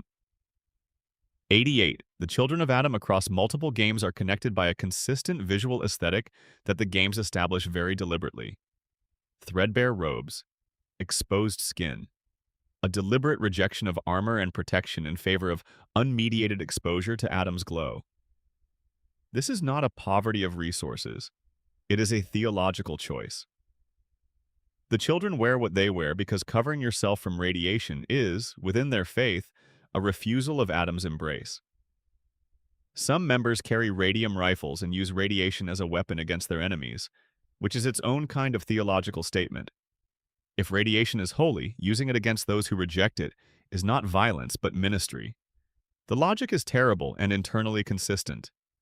89. Adam's wrath is a reprogrammed assaultron that lives among the glowing sea chapter of the Children of Adam. It is one of the most unusual companions in Fallout 4's DLC content, a machine that has been, in the view of the community that modified it, brought into Adam's faith. Whether an assaultron can have faith is a question that rhymes with the question of whether a synth can be conscious. The Children of Adam do not see a distinction between machine and flesh in the context of Adam's nature. Everything is matter, everything is atomic, everything is potentially sacred. Adam's wrath under this view is as faithful as any biological member of the cult. 90. The endgame of Far Harbor presents the player with a genuinely difficult moral choice. Allow the Children of Adam to detonate their nuclear weapon and potentially destroy Far Harbor's population, negotiate a peace, or eliminate the children entirely. What makes this choice difficult is that none of the available options are clean. The children's detonation plan is mass murder. The peace requires accepting a settlement between communities with deep and legitimate grievances against each other. And eliminating the children means destroying a community of people whose beliefs, however dangerous, are their own. The game does not give you a good answer. It gives you a choice between 3 different kinds of loss and trusts you to carry it. Part 8b. The Philosophy of Ruin. What the Wasteland asks of you. Every Fallout game is, at its structural core, an ethics exam with a radiation meter. The games present you with situations where every available choice has a cost, where the obvious right thing to do contains a hidden wrong, and where the wrong thing might actually serve the most people if you follow the consequences far enough. This is not a failure of game design. It is a deliberate philosophical position, and understanding it as such opens up a set of mysteries that are harder to name than the location of a vault or the identity of a stranger in a trench coat. 90A. The recurring question of whether the wasteland can be saved is asked by every major faction in every game, and every faction has a different answer that is also a different definition of the word saved. For the Brotherhood of Steel, the wasteland is saved by controlling technology, preventing the weapons of the old world from being used by people not qualified to wield them. This is a fundamentally conservative position, salvation through preservation and gatekeeping. For the NCR, the wasteland is saved by restoring democratic governance, building institutions, extending law and infrastructure across formerly lawless territories. This is a fundamentally progressive position, salvation through expansion and inclusion. For Caesar's Legion, the wasteland is saved by destruction and rebuilding from scratch, purging the old world's rot and constructing something new in its place. This is a fundamentally revolutionary position, even if the thing being built is in many ways more oppressive than what it replaced. For the Institute, the wasteland is saved by transcending it, by building a better version of humanity underground while the surface consumes itself. This is a fundamentally detached position, salvation through withdrawal. None of these answers is right. None of them is entirely wrong. The mystery is which is least wrong, and the games have never committed to an answer. 90b. The question of what the Fallout universe thinks about religion is worth sitting with. The series has multiple religious movements, and it treats them with a variety of registers. The Children of Adam are portrayed sympathetically enough that the game allows you to join them, to adopt their theology, to argue it sincerely to NPCs who challenge it. The Hubologists in Fallout 2 are portrayed as a cynical racket. The followers of the apocalypse have a secular humanist philosophy that functions as a kind of religion in all but name. The cult of the Mothman in Fallout 76 had genuine prophetic accuracy. They were right about the catastrophe they predicted. The Fallout universe does not have a consistent position on religion. What it has is consistent curiosity about what humans do when the structures of the secular world fail them entirely, and consistent attention to the variety of things they reach for in the absence of those structures. The range of outcomes is part of the answer. People reach for whatever is available, and what is available depends on where you are standing in the ruins. 90C. The question of memory is one of the Fallout universe's most persistent philosophical concerns, appearing in wildly different forms across different games. Nick Valentine carries someone else's memories as his own. Dima erased the memories he found unbearable. The memory den lets people relive theirs. The vaults created memory through their experiments, artificial histories that their inhabitants came to treat as genuine heritage. The pre-war songs on the radio are a collective memory of a world nobody alive has actually experienced. The Mark Twain reference in The Mysterious Stranger suggests a figure associated with the erasure of memory as a mercy. Fallout returns again and again to the question of whether memory is the self, whether losing memory is a form of death, whether false memory can constitute a real identity.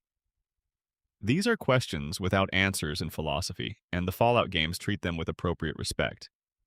They raise them clearly, and then place the weight of the questions in your hand without resolving them. 90D. The Fallout universe is, at its core, a story about consequences. Not moral consequences in the simple sense, where good deeds are rewarded and bad ones punished, but historical consequences, the way that decisions made by powerful people ripple outward across time and geography and social structure and land, generations later, on the shoulders of people who had no part in making them. The Vault Dwellers did not choose to be born into an experiment. The super mutants did not choose the FE5. The ghouls did not choose the radiation. The children of the capital wasteland did not choose to be born into a world without running water or reliable food. The consequences of the Great War are distributed almost entirely to people who had no meaningful agency in the decisions that produced the war. This is not a message the Fallout games deliver through dialogue or quest text. It is embedded in the world itself, in the specific topography of who suffers and who is responsible, and the vast, unbridgeable distance between those two groups. 90E. The comedy in the Fallout universe is as important as the tragedy. The games are frequently, genuinely funny, often in ways that exist in direct tension with their bleakness. The Republic of Dave. Fisto the reprogrammed Protectron, the Mothron wrestling promotion in Fallout 76. The guy with the knife in New Vegas's reputation system. The entire premise of the Jangles the Moon Monkey collectible. These moments are not tonal inconsistencies. They are part of the argument the games are making about human nature. People keep being funny even in the ruins. People keep inventing absurdity, constructing elaborate jokes, building small comic worlds inside the larger tragic one. The mystery of the Fallout universe's humor is that it feels right there, in that context, next to all that weight. The comedy and the tragedy do not cancel each other out. They make each other legible. 90F. The pre-war aesthetic of the Fallout universe, the chrome curves and neon optimism and atomic enthusiasm, is one of the most fully realized invented aesthetics in video game history. But it also does something specific and important. It makes the world that was destroyed recognizable as a distortion of a world we actually had. The 1950s America that Fallout's pre-war world exaggerates is a real period with real aesthetics. The exaggeration is not mockery.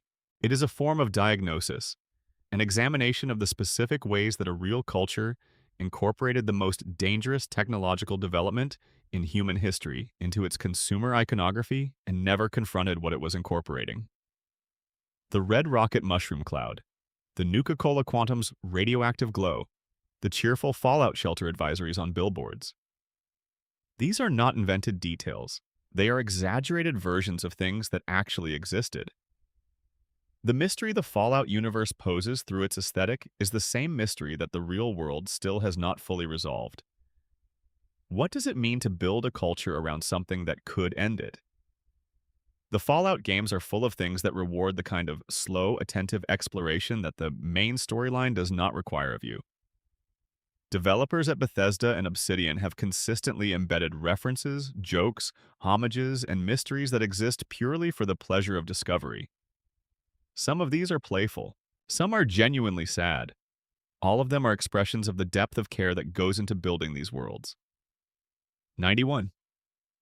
In Fallout 3, if you have Fox, the friendly super mutant companion, use his super sledge on the button to detonate the atomic bomb in Megaton, something changes. The explosion is identical to a normal megaton detonation in every visible respect, but the audio and color subtly shift in a way that requires you to be paying very close attention. It is an almost imperceptible difference that serves no gameplay function whatsoever. It is simply there, a detail placed by someone who thought, what if someone does it this way?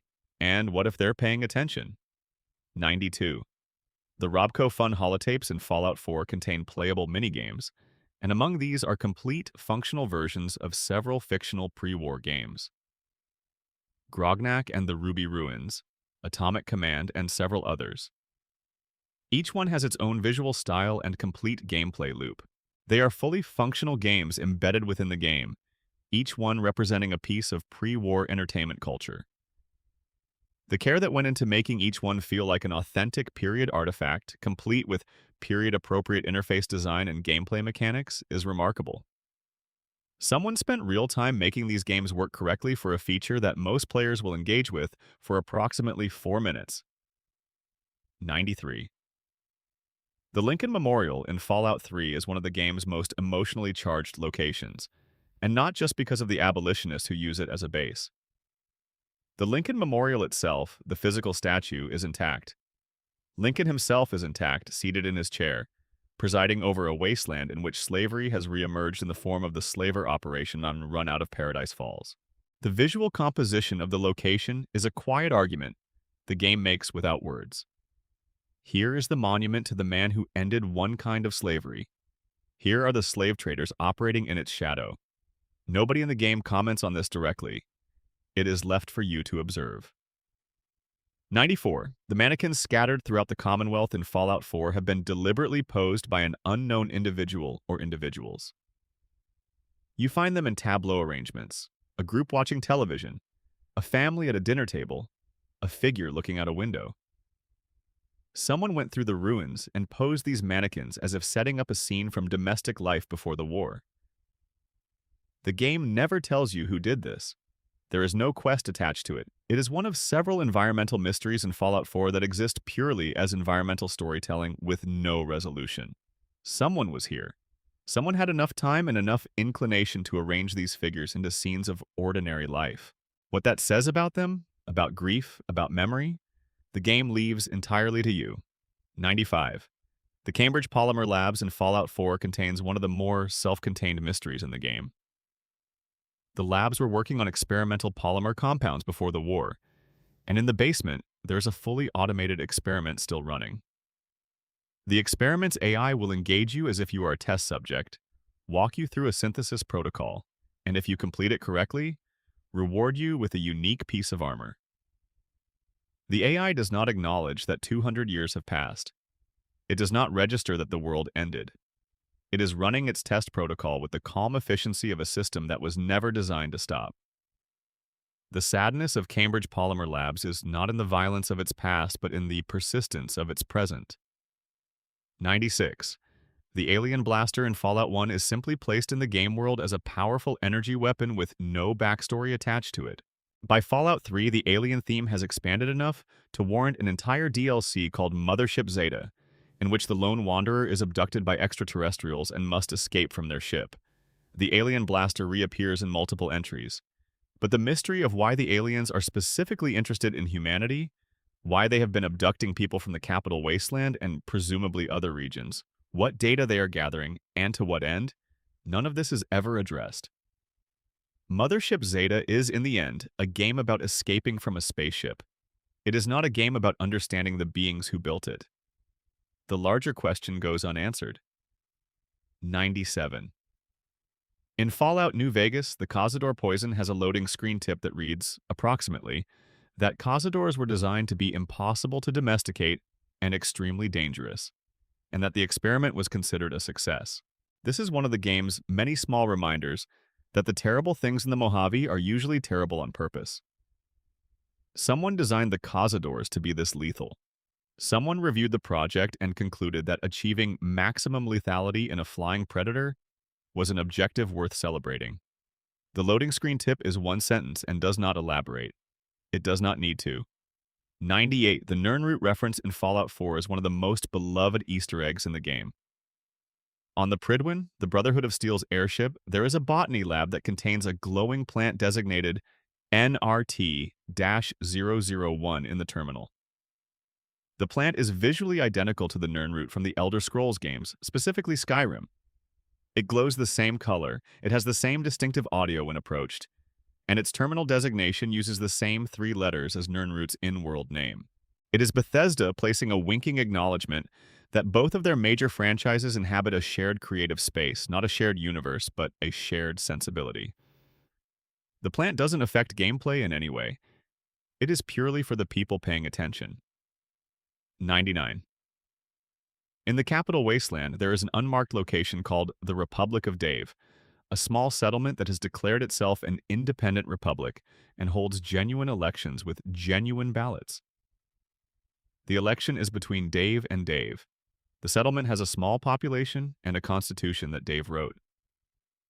If you help conduct the election and allow for a non-Dave candidate to win, the events that follow are a very gentle satire of what happens when democratic institutions encounter people who do not actually accept the outcomes of elections.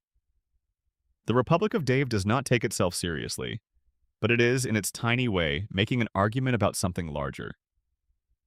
The Fallout games frequently do this with apparent jokes. 100.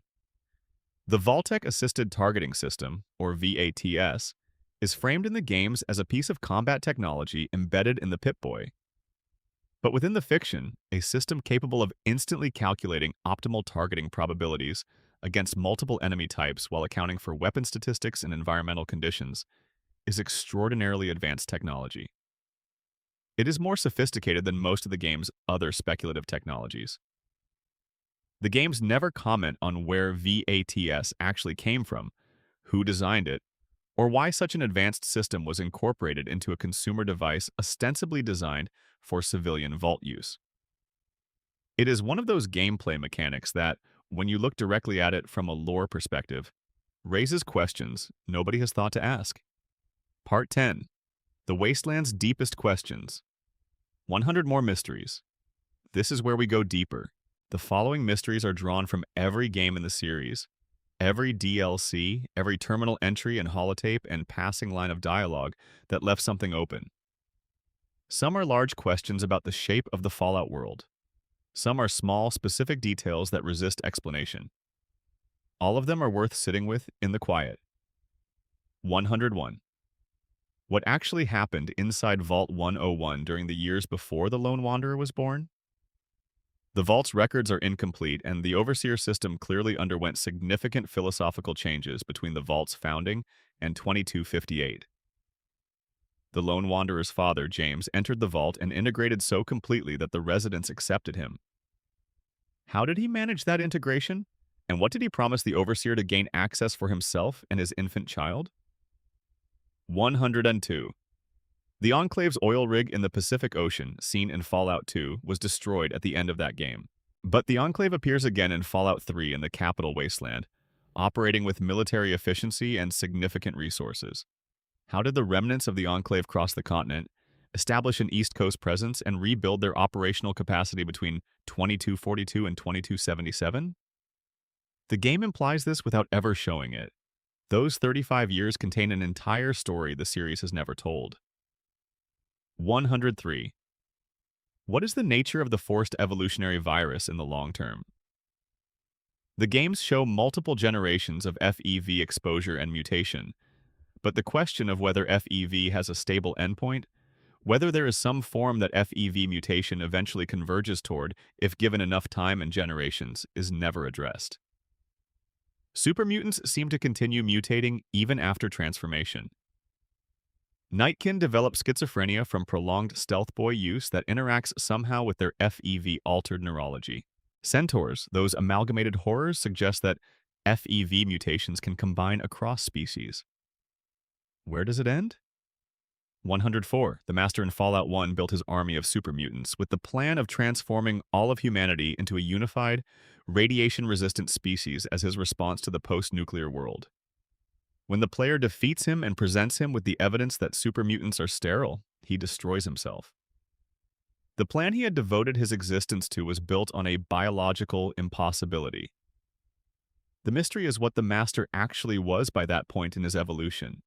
His intelligence was enormous. His perception of the world was complex and strange. Was his suicide a rational response to the evidence, or was it the action of a being in genuine despair? The game leans toward despair.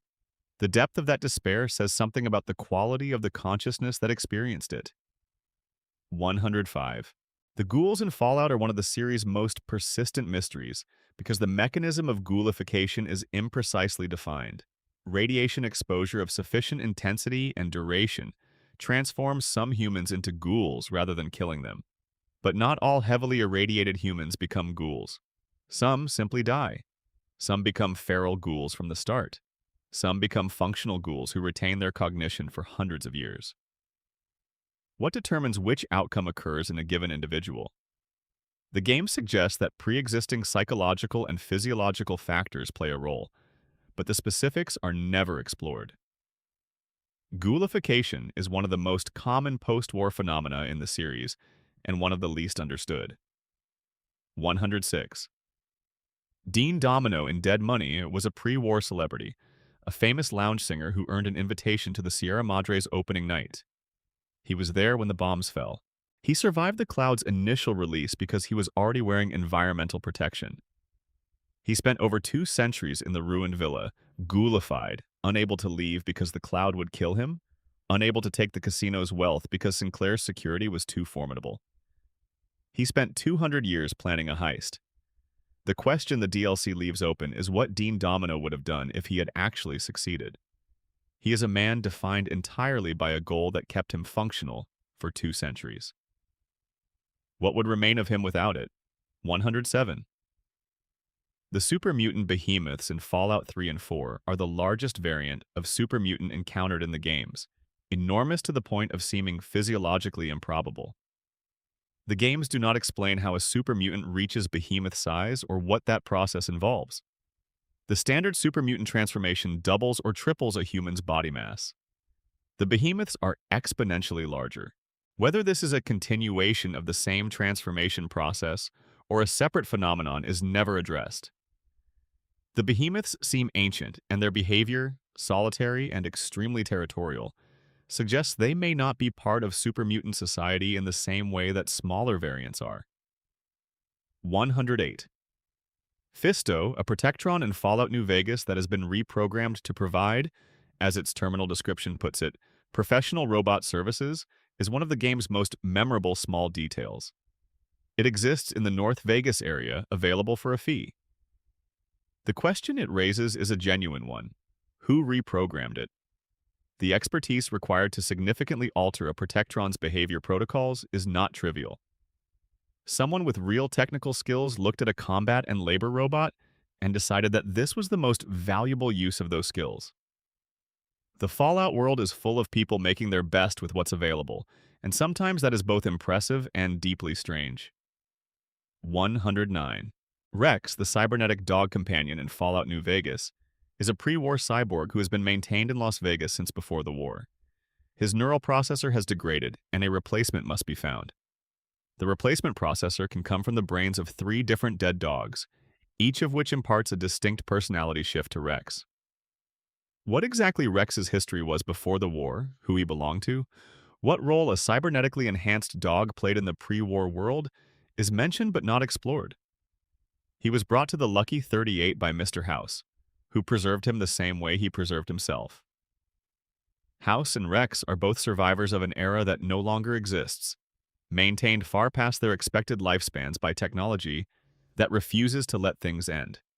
110. The Boomer's B-29 bomber at the bottom of Lake Mead is one of New Vegas's most satisfying optional quests. You help the Boomers raise the bomber from the lake bed, restore it to airworthiness, and make it ready for combat. If you complete this and then side with the NCR in the final battle for Hoover Dam, The boomer's bomber appears and executes an airstrike on the battle. But where did the B-29 come from originally? The in-game explanation is that it crashed during the war. The bomber, Rhonda, has a history the quest does not fully explain. She is a machine that survived 2 centuries at the bottom of a lake and flew again. That is either a miracle of pre-war engineering or something a little more poetic. 111. Harold, the recurring character across the first 3 Fallout games, is one of the most mysterious figures in the series because he defies every known mechanism of mutation and survival. Harold was a former vault dweller who was exposed to FEV in Mariposa during Fallout 1 and underwent a unique mutation that caused a tree to grow from his head. By Fallout 3, the tree has grown into a massive organism in the Oasis location, and Harold is now rooted to the ground, kept alive by his symbiosis with the tree.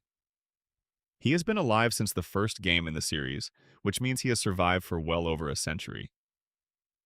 The FE5 strain that mutated Harold produced a result unique in the entire Fallout canon. There is no other instance of this mutation.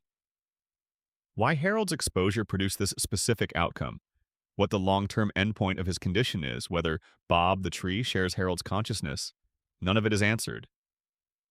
112. The Silver Shroud is a pre-war radio drama character that persists in the Commonwealth as a holotape series, and eventually as a costume you can find and wear. The Silver Shroud was a vigilante detective in a noir style, popular in the years before the war. In Fallout 4, if you wear the Silver Shroud costume, some characters respond to you as if you are actually the Silver Shroud. The response is not universal, but its consistency suggests that the Silver Shroud mythology persists in the Wasteland's cultural memory, at a level that changes how people relate to someone presenting that identity. The Silver Shroud is one of the ways the pre-war world continues to shape the post-war world, not through technology or politics, but through story. 113. The Vault Dweller's Manual and associated materials from the original Fallout games reference a system of Vault-Tec experiments that include vaults running long enough for their populations to go through multiple complete social cycles, including the rise and fall of internal civilizations. This is stated as a design goal, not an accident. Some vaults were built to observe what happened when their populations developed far enough to develop internal governments, internal religions, internal wars. The question of how any of this data was collected and transmitted to whoever was supposed to use it is one the games never answer, because by the time any player character is exploring the wasteland, there is nobody left to collect data and nobody left to receive it. The Vault-Tec archive exists somewhere, full of generations of human suffering distilled into information, and there is no one left to read it. 114. The Institute's teleportation technology is one of the most advanced pieces of machinery in the Fallout 4 world, allowing instantaneous matter transmission across significant distances. The development timeline for this technology is never fully explained. The Institute went from being a post-war research facility primarily focused on biological synthesis to having functioning teleportation capabilities in the span of generations that are, at most, 3 or 4. The jump from FEV research to quantum entanglement-based teleportation is enormous. What other projects were the Institute running between those 2 milestones that have never been disclosed? 115. The Children of Adam's theological claim that Adam sends them visions and revelations is harder to dismiss than it should be. In Far Harbor specifically, the visions experienced during the quest associated with the Mother of the Fog are not presented as delusion. They convey accurate historical information. They show real events in accurate sequence. If the visions were purely psychological, generated by radiation-induced neurological effects, they would not be expected to contain verifiable historical data. The game does not explain this. It places the anomaly before you and moves on. 116. The Zeta Reticulans, the alien species in Fallout 3's Mothership Zeta, have been visiting Earth long enough to have collected pre-war human artifacts, Civil War weapons, and even a captive samurai warrior. They appear to have been systematically studying human history for an extended period, collecting specimens and objects from multiple eras. What they are doing with this collection, what the purpose of this centuries-long observation project is, the DLC does not address. The aliens are hostile, and the game is about escaping them. The larger question of their purpose and civilization is treated as scenery rather than subject matter. 117. The town of Megaton in Fallout 3 is built around a live, undetonated atomic bomb. The bomb fell during the Great War and embedded itself in the center of what would become a settlement. For decades, people built their lives around it. They worship it in the form of the children of Adam. They use it as a landmark. They have named their settlement after it. The bomb has never detonated. The bomb is live. The technical reasons why an intact atomic weapon would remain undetonated for 2 centuries in a settlement where people walk past it daily are not explored. Megaton is, among other things, a meditation on what happens when people simply adapt to living with the most dangerous thing imaginable sitting in their midst. 118. The pit in Fallout 3's DLC of the same name is set in the ruins of Pittsburgh, which has been rebuilt by a warlord named Asher into a functioning steel production facility. Asher is a former Brotherhood of Steel member who chose to stay in the pit rather than return to the Brotherhood after the fall of the city. His wife Marie has given birth to a child who appears to be naturally immune to the pit's endemic disease, the Trog mutation. The child's immunity is the center of the DLC's moral conflict. What makes it a genuine mystery, rather than a straightforward narrative, is the question of how Marie developed this child with this specific immunity. Natural mutation of this precision is effectively miraculous. The pit's endemic disease has been mutating the population for decades. A naturally immune infant in that environment is statistically anomalous in a way the game acknowledges but does not explain. 119. The Lonesome Road's nuclear warheads, the ones that Ulysses has access to and that the courier can choose to fire at NCR or Legion territory, are remnants of a pre-war missile stockpile in the Divide. What is never fully explained is how they survived 2 centuries of exposure in a region that has experienced ongoing seismic activity and atmospheric disturbance since the bombs fell. The Divide is not a stable environment, it is constantly active, marked by powerful electromagnetic storms. Pre-war nuclear weapons maintained in such conditions for 2 centuries without professional maintenance should not be functional. Their continued functionality is something Ulysses takes as his given, and the game accepts it as a premise without explaining it. 120. Raul Tejada, the ghoul companion in New Vegas, is a pre-war Mexican national who survived the Great War and has been alive since 2077. He is one of the oldest human characters in the entire Fallout series. He has watched the world end, watched it try to rebuild itself, and watched the rebuilding stumble and fail over and over across 200 years. His optional questline involves confronting the question of whether someone who has lived that long can still find meaning in living. The mystery of Raul is not his history, which he is relatively forthcoming about, but his future. Someone who has survived everything the Fallout world can produce in 2 centuries is either very lucky or very hard to kill. And the distinction matters enormously. 121. The fort in Fallout New Vegas, Caesar's Legion's main base, is built on the site of Fortification Hill, which sits above an ancient underground Vault-Tec facility. The vault's name and experiment are referenced only briefly. It is described as an experiment in communication, though the specifics are never elaborated on. Caesar's Legion, a faction explicitly built on the rejection of pre-war values and institutions, has established its headquarters directly above a Vault-Tec installation. The irony is not commented on by any character in the game. Caesar, who rewrote the social contract of the Mojave through force and ideology, is camped on top of one of the most sophisticated social engineering projects in pre-war history. The resonance is either a developer's quiet joke or a quiet argument. 122.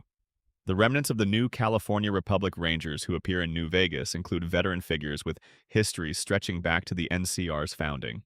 One of these, the Ranger veteran whose companion's quests are associated with Cass, carries weapons and knowledge that trace back to pre-NCR tribal history. The oral traditions preserved by the Ranger units represent the only sustained record of what the post-war Southwest looked like in the 1st century after the bombs. But those traditions are not accessible as a formal archive anywhere in the game. They exist in the memories and habits of aging people who will eventually die and take everything they remember with them. 123. The Saros tribe in Honest Hearts, led spiritually by a figure called Waking Cloud, has developed a complex, religious, and cultural life in Zion Canyon that feels aesthetically more like the pre-war world's noble savage narrative than the game seems fully aware of. The Sorrows are presented as the most morally pure faction in the DLC, the people most worth protecting. Their purity is partly defined by their separation from the corrupting influence of the outside world. The mystery here is not in the fiction, but in the frame. The game's treatment of the Sorrows is doing something interesting that it never quite examines directly, and whether it is a tribute to the real-world cultures of the American Southwest or a somewhat uncritical appropriation of their imagery is a question worth sitting with. 124. The Vault 21 Hotel in New Vegas, converted by Mr. House after he emptied the vault and filled it with concrete, is one of the more quietly brutal acts of resource appropriation in the game world. House simply decided he wanted the real estate. He paid Sarah Weintraub, the former vault overseer, a sum of money and relocated the vault's population to the Strip. The vault experiment was over. The community it had produced was dissolved. House did not care about the experiment or the community. He cared about the location. The hotel is clean and pleasant. The people who built the community that occupied that space before are invisible in it now. 125. Courier 6 Past is a deliberate blank. The player character in New Vegas has no backstory provided by the game beyond. Courier survived being shot in the head, woke up in Good Springs. Ulysses provides fragmentary information about a shared past in the Divide, but the totality of who the courier was before the game begins is inaccessible. This is a design choice, obviously, allowing the player to project their own interpretation onto the character. But within the fiction, it means that the most consequential person in the Mojave is also the most opaque. Everyone else in New Vegas has a history they can tell you. The courier has a gap where their history should be, and the gap has a shape that suggests something significant was in it. 126? The old world flag that Ulysses wears on his back throughout the DLC is one of the series' most loaded visual symbols. Ulysses is a man who grew up in the Legion, a faction explicitly devoted to the destruction of old world symbols. He carries the American flag as a kind of wound, a reminder of a world that was destroyed not by accident, but by the choices of people who had the means to choose differently. His obsession with the flag is not nostalgia. It is anger given a shape. It is the difference between mourning a world and indicting it. 127. The ghoul known only as Cannibal Johnson in New Vegas is a veteran of the Enclave, one of the few remaining members of that organization who survived the events of Fallout 2. He lives in a shack in the Mojave alone, having outlasted his ideology and most of the people he shared it with. If you recruit him as part of the Remnant's questline, he is willing to fight one more time. But the Enclave is gone. What he is fighting for at this point is something he carries inside himself, rather than something that exists in the world. The Remnant's questline is, among other things, a story about what people do when the thing they devoted their lives to simply ceases to exist. 128. The NCR's internal political structure in New Vegas is presented as deeply dysfunctional.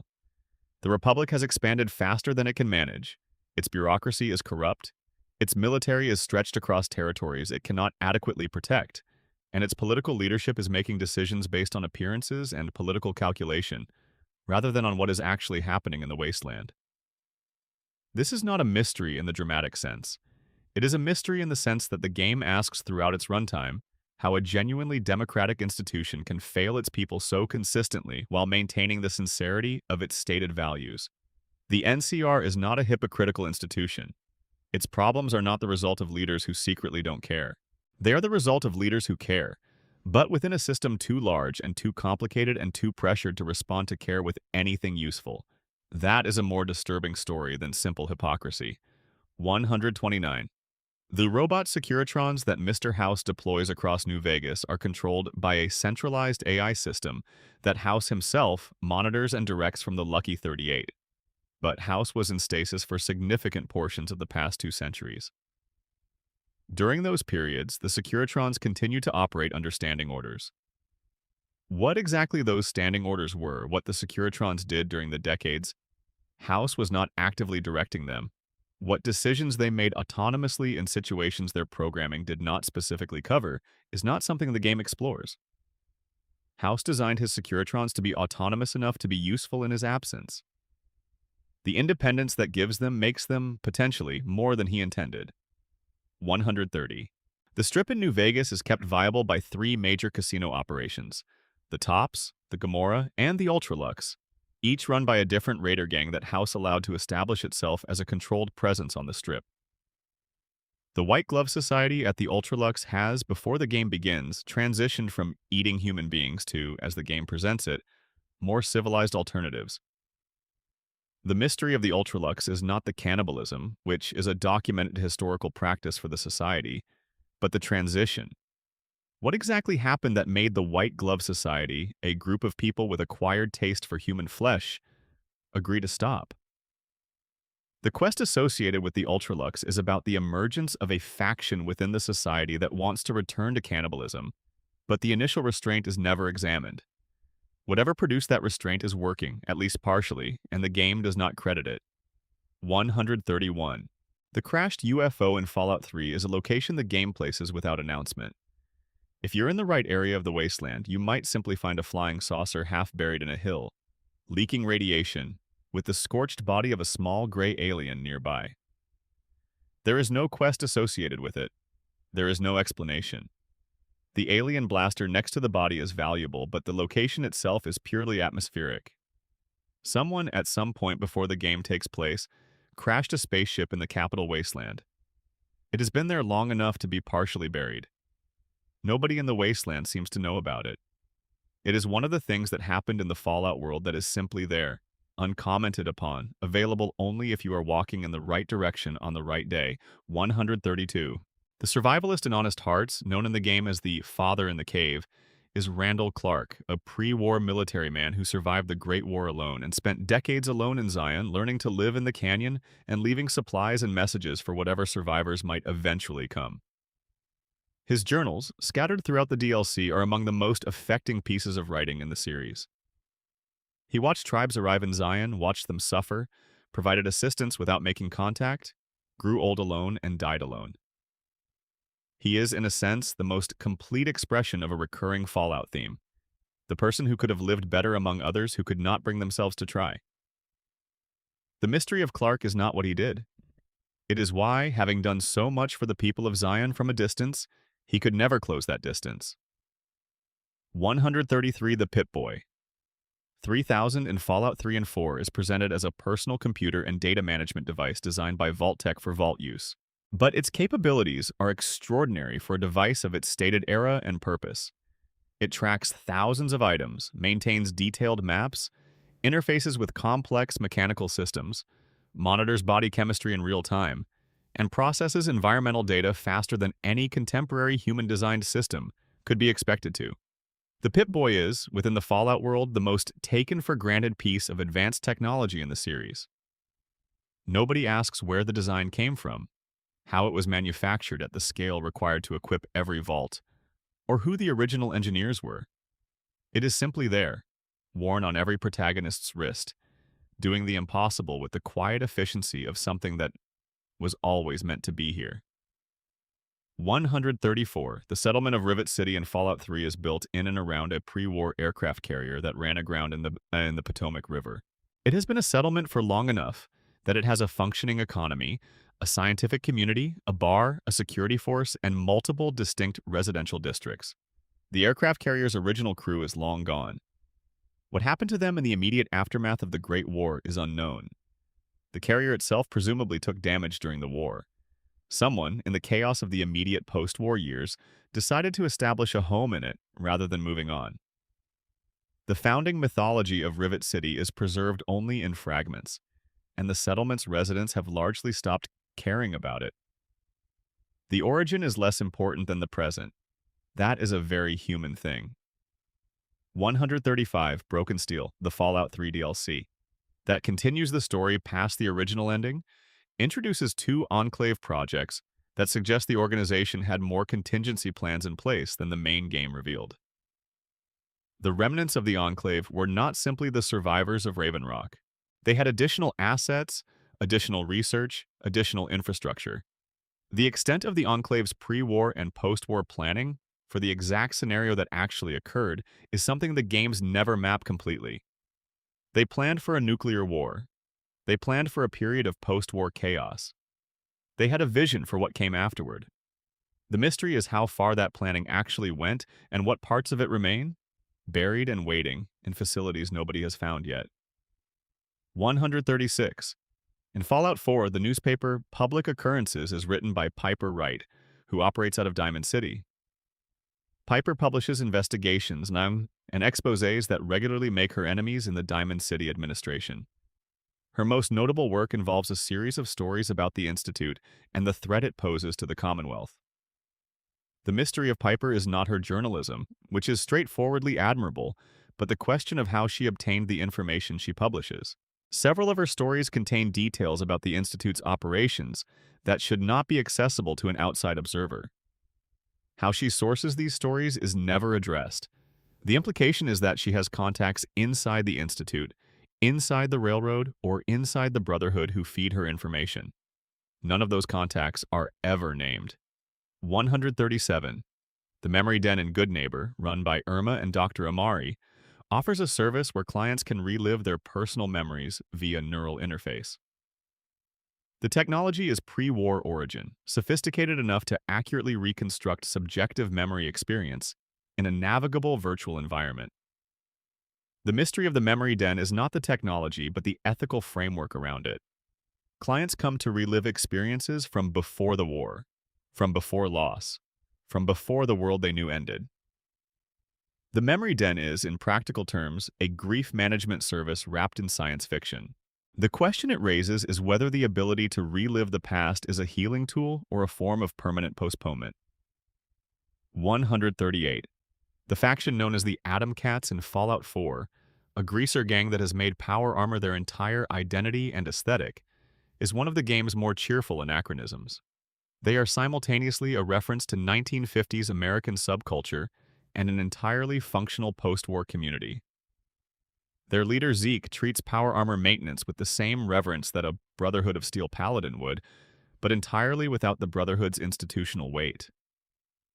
The Atom Cats exist as proof that people in the Fallout world can build functional community identities around things that are genuinely cool rather than historically significant. They have no agenda. They have no territorial ambitions.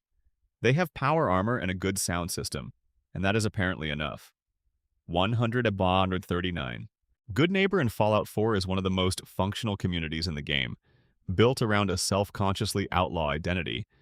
Its social contract is roughly anyone is welcome here, as long as they don't start trouble with the people who were already here.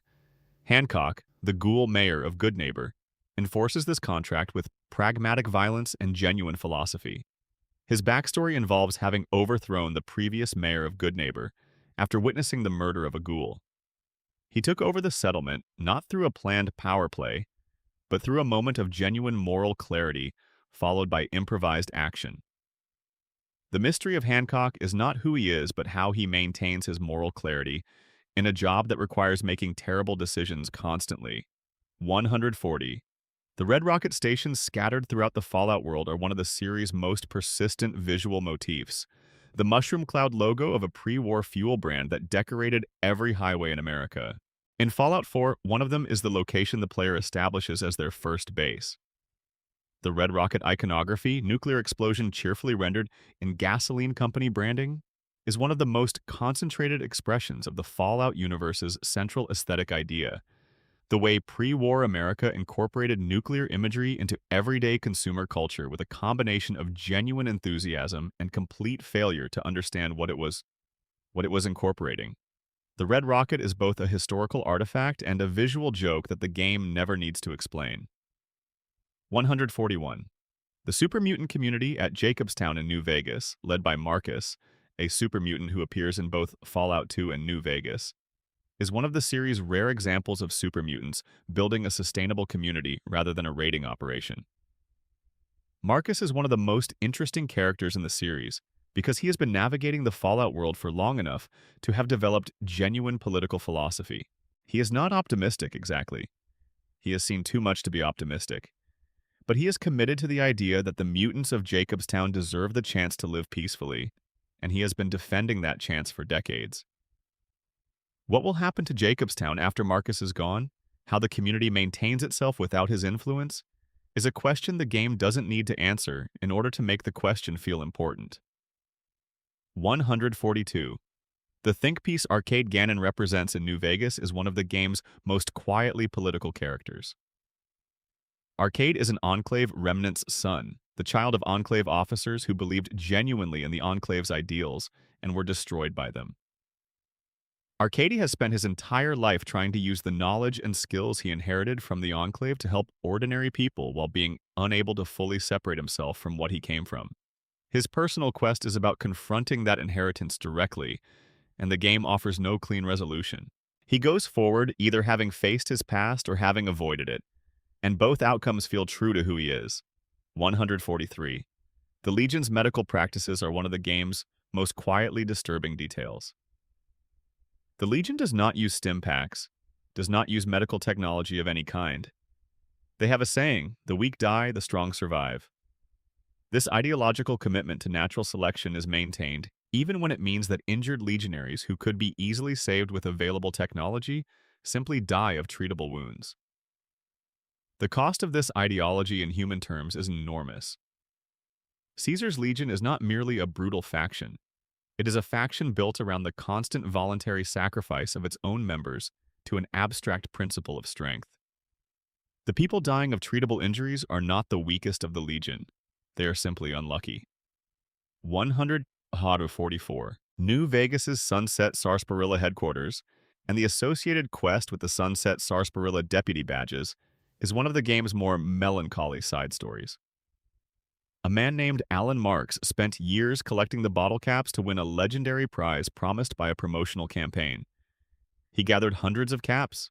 He traveled to the headquarters. He found the prize, a room full of bottle caps and the skeleton of the last person who had tried to claim the prize before him. The promotional material implied treasure. The actual prize was worthless. Marks's skeleton is in the room next to the first man's. Both of them dedicated significant portions of their lives to a consumer promotion that was never designed to deliver what it promised. This is a joke, and it is genuinely sad, and the combination of those two things is very Fallout. 145. The hidden developer room in Fallout 76 was discovered by players who found an exploit allowing them to teleport outside the map boundaries. The room contained every item in the game, testing environments, and assets not intended for player access. When Bethesda discovered that players had accessed the room, they reached out to the players who had done it and attempted to ban them, then opened discussions with them in exchange for potential account restoration. The episode is one of the more unusual moments in Fallout 76's genuinely complicated public history, a moment where the line between the game world and the real world collapsed in a way that neither the developers nor the players had anticipated. 146.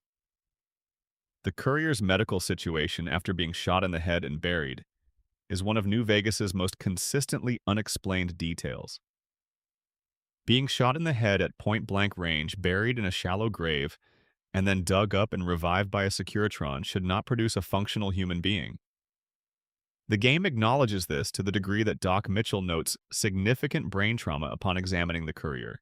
But the courier subsequently performs at full capacity, including activities requiring extreme physical and cognitive precision. Whatever Doc Mitchell did in that farmhouse in Good Springs was extraordinary, and the game treats it as entirely routine. Doc Mitchell is either the best doctor in the Mojave wasteland, or the courier is extraordinarily lucky in the stranger's sense of the word. 147. The followers of the Apocalypse, the humanitarian faction that appears across multiple games, are philosophically the most coherent and practically the most effective of the Wasteland's non-military organizations. They provide medical care, education, and agricultural assistance without requiring political allegiance. Their philosophy holds that the post-war world can be made better through knowledge and care rather than through force or governance. The mystery of the followers is not their existence, but their persistence. They operate in a world defined by violence, competing power structures, and resource scarcity, and they keep doing what they are doing without an army to protect them. The degree to which they succeed is a quiet argument about what is actually necessary for civilization to function. 148. The Fallout Bible, a series of documents written by Chris Avallone that attempt to codify Fallout lore, contains references to events and locations that have never appeared in any game. The broader world of the Fallout universe outside North America is almost entirely unexplored. China, which launched or received the first nuclear strikes of the Great War, is a permanent blank in the fiction. What post-war China looks like, whether anyone survived, whether any form of Chinese civilization continues, is completely unknown. Europe is similarly blank. The Fallout universe has always been specifically an American story, but the edges of that story are full of implicit questions about what happened everywhere else. 149. The Enclave's plan in Fallout 2 involved using a modified strain of the FEV to cleanse the wasteland's water supply of all mutant and irradiated life, which would kill the vast majority of the post-war population and leave the Enclave as the only surviving human group. The moral horror of this plan is straightforward. What is less examined is the question of whether it would have worked as intended. The Enclave's assumption was that their genetic purity made them immune to the modified FEV. This assumption relied entirely on their own scientists' self-assessment. The same scientists who had spent decades conducting the experiments that produced the supermutants. The same organization that had been wrong before. 150. Mr.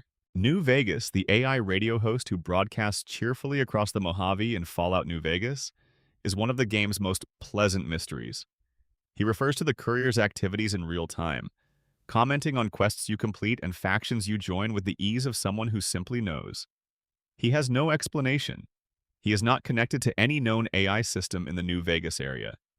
He is simply there, broadcasting good music and good humor, apparently aware of everything that happens in the Mojave, declining to explain himself.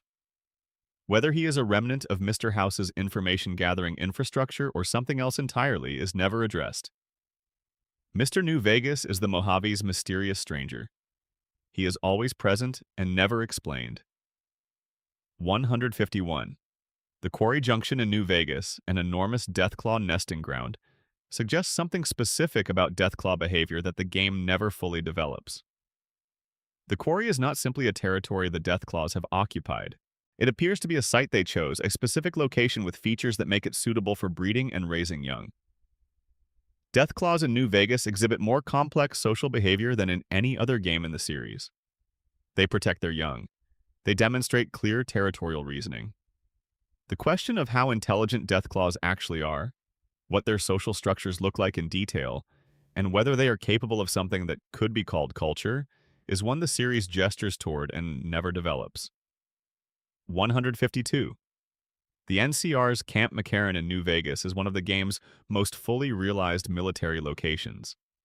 It is a functioning base with supply issues, personnel conflicts, training programs, and ongoing intelligence operations. The intel section of the base is conducting interrogation of captured Legion members, and the details of those interrogations, if you read the relevant terminals, are deeply uncomfortable. The NCR is a democratic republic. Its military is conducting coercive interrogation of prisoners. The game presents this without editorializing, as one of the many ways that the NCR's practical behavior diverges from its stated values. This is not presented as hypocrisy exactly. It is presented as the weight of necessity pressing on an institution that was designed for something better. 153. The Volare quest in New Vegas involves convincing the Boomers to participate in the final battle, and doing so requires retrieving a bomber from the bottom of Lake Mead, which had been shot down before the war. The elder Boomer, Pete, is the keeper of the oral history that explains who the Boomers are and where they came from, and his account is simultaneously sincere, inaccurate, and mythologically transformed. In one generation, the history of Vault-34 has become an origin story with religious overtones. The Boomers' reverence for the bomber they raised from the lake is not strategic. It is devotional. They are celebrating the return of something sacred. The speed with which people convert historical events into mythology in the Fallout world is one of the series' most consistent and quiet observations. 154. The Bison Steve Hotel in Prim is one of those locations that does not require your attention, but rewards it. The hotel was the site of a convict breakout just before the game begins, and the aftermath of that breakout is frozen in the building's layout.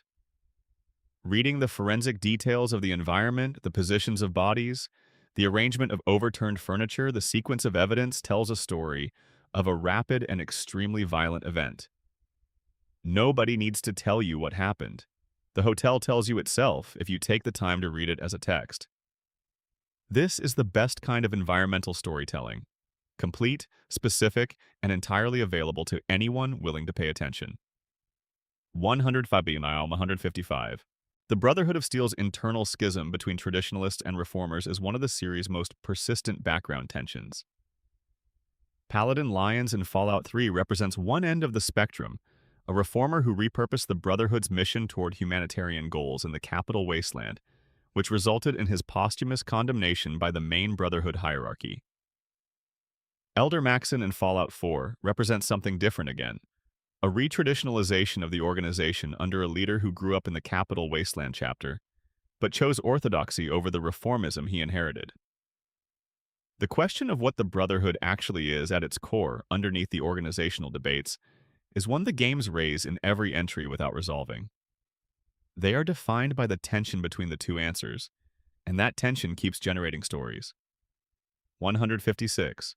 The glowing ones in the Fallout universe are ghouls who have been so thoroughly saturated with radiation that they emit it continuously. Their mere proximity causes ongoing radiation damage to the unprotected. What they experience internally, whether the transition to glowing one status involves cognition at all, whether they are aware of what they have become, is never addressed. Some glowing ones appear to retain some degree of directional intention, seeking specific locations or appearing in specific contexts. Whether this constitutes something like memory or purpose is a question the games do not attempt to answer. 157. The town of Canterbury Commons in the capital wasteland is the site of an ongoing war between two competing traders. Milo, a man who dresses as a superhero he calls the antagonizer, and a woman who dresses as a villain she calls the mechanist. Their conflict has escalated to the point where it has involved attacks on the settlement and the surrounding area. Neither of them is dangerous in the larger scheme of the capital wasteland. Both of them are playing out a narrative they constructed for themselves, a narrative of heroes and villains in meaningful conflict. The mystery of Canterbury Commons is what this kind of performance means in the context of a world where real violence is constant and frequently senseless. Is the antagonizer and the mechanist's stylized conflict a coping mechanism? A way of making the world's violence feel purposeful? Or is it simply what happens when people have enough safety to play games? 158. The Sinjin quest in Fallout 4 involves tracking down a raider boss who killed a companion's friend, and at its core, it is a revenge story.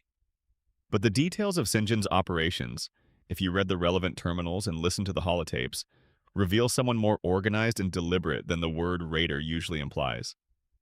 He has intelligence networks, he has preferences and aesthetics. He is running something that approaches a business more than a simple gang. The distinction between a raider and a warlord in the Commonwealth is not always as clear as the game's faction designations suggest, and Sinjin represents the blurred edge of that distinction. 159. The Fallout TV show, released in 2024, added new canonical material to the series while raising new questions about established lore. The show's depiction of Vault-Tec's internal planning meetings, shown in flashback, suggests a level of corporate self-awareness about the experiments that goes beyond what the games had established. Key Vault-Tec executives were apparently fully aware that the vaults were not survivable in the conventional sense for most of their inhabitants. This recontextualizes the entire Vault experiment framework from cruel but scientifically motivated to something more directly nihilistic. The show and the games have not fully reconciled this difference in framing, and the gap between them is an active area of fan discussion. 160. In Fallout 3's Operation Anchorage DLC, you participate in a simulated recreation of the Battle of Anchorage, the famous American military victory over Chinese forces in Alaska that is treated in the pre-war world as one of the defining events of the Resource Wars era. The simulation is the version sanctioned by the pre-war United States government, which means it is propaganda. It celebrates American heroism and minimizes or erases the cost of the campaign.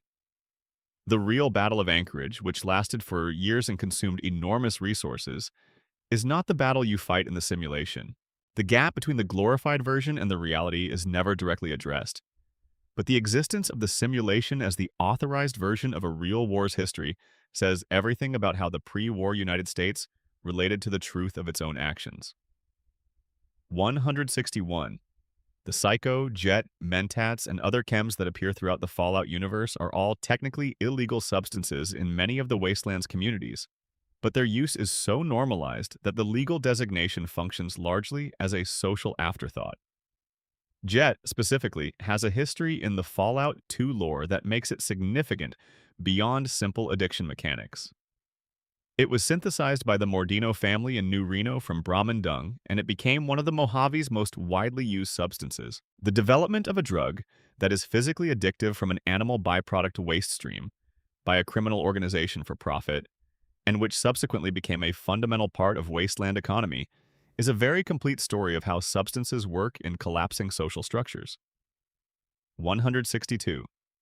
Veronica Santangelo in New Vegas is one of the series' most emotionally complex companions.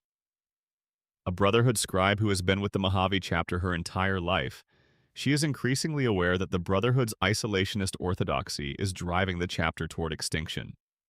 Her personal quest is about confronting this reality and deciding what, if anything, she is willing to do about it.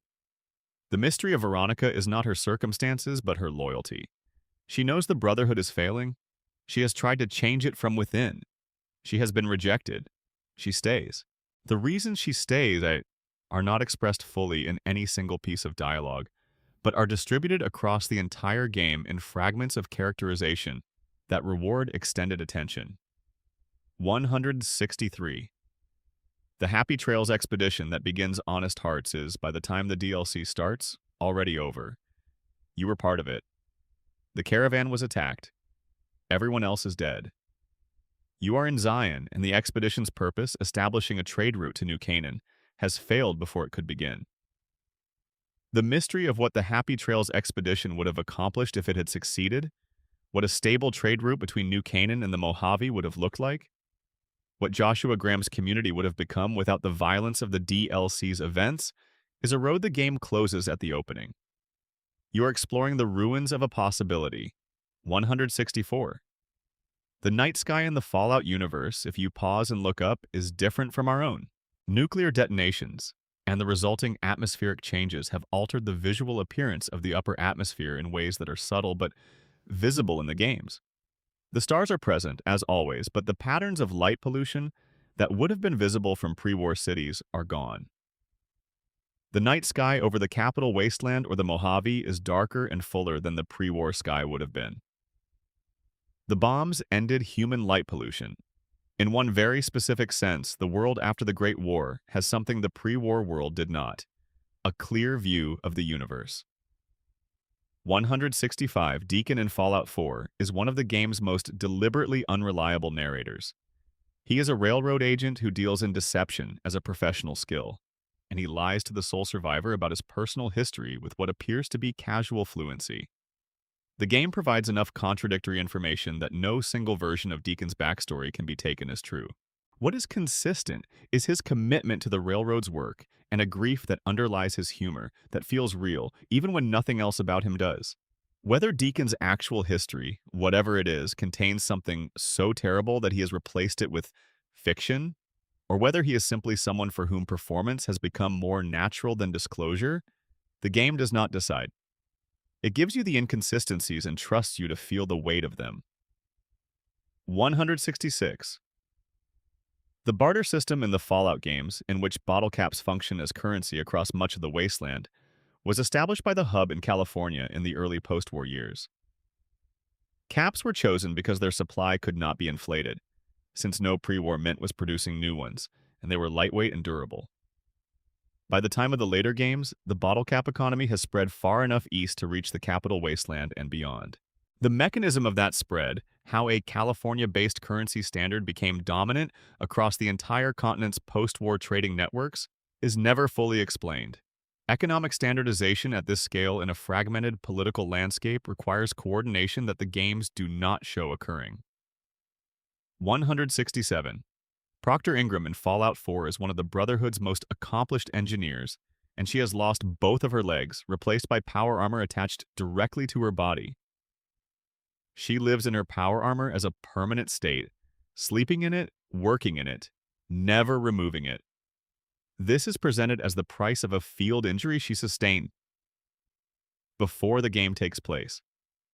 The mystery is less about Ingram's specific history than about what it says about the Brotherhood's medical resources that the best available treatment for her injuries was permanent power armor integration. The Brotherhood controls the most advanced technology in the Commonwealth. Their best option for one of their most valuable engineers was this. What happened or did not happen in the gap between what the Brotherhood could do and what they actually did for her? 168. The Fallout series has never resolved the question of whether the post-war world can be meaningfully rebuilt. Every game presents characters and factions with plans for reconstruction, and every game ends with those plans either incomplete or having produced consequences that nobody fully anticipated. The NCR in New Vegas is the most developed version of reconstruction in the series, and the game presents it as deeply flawed. The Institute's version of rebuilding involves replacing the human population with synthetic substitutes. The Brotherhood's version involves hoarding technology. The Minutemen's version in Fallout 4 is perhaps the most genuine, built on mutual aid and voluntary community. And even they operate in a world where the structures needed for real stability keep collapsing under external pressure.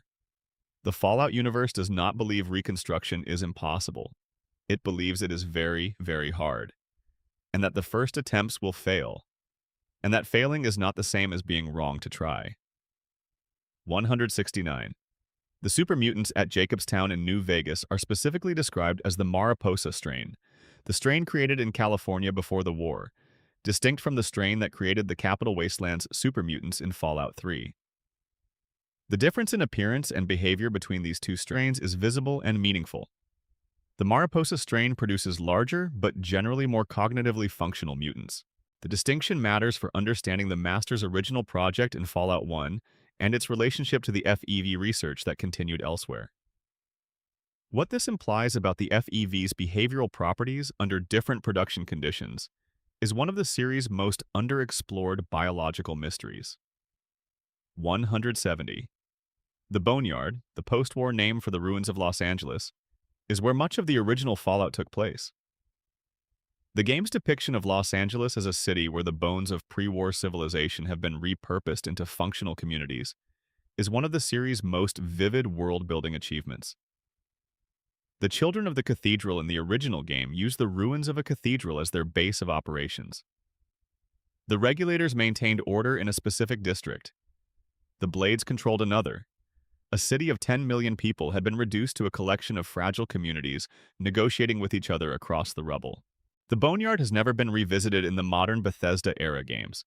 It remains, for anyone who played the original, a place frozen in time in a particular form, knowing that 2 centuries of Fallout world history have presumably changed it in ways that will never be shown.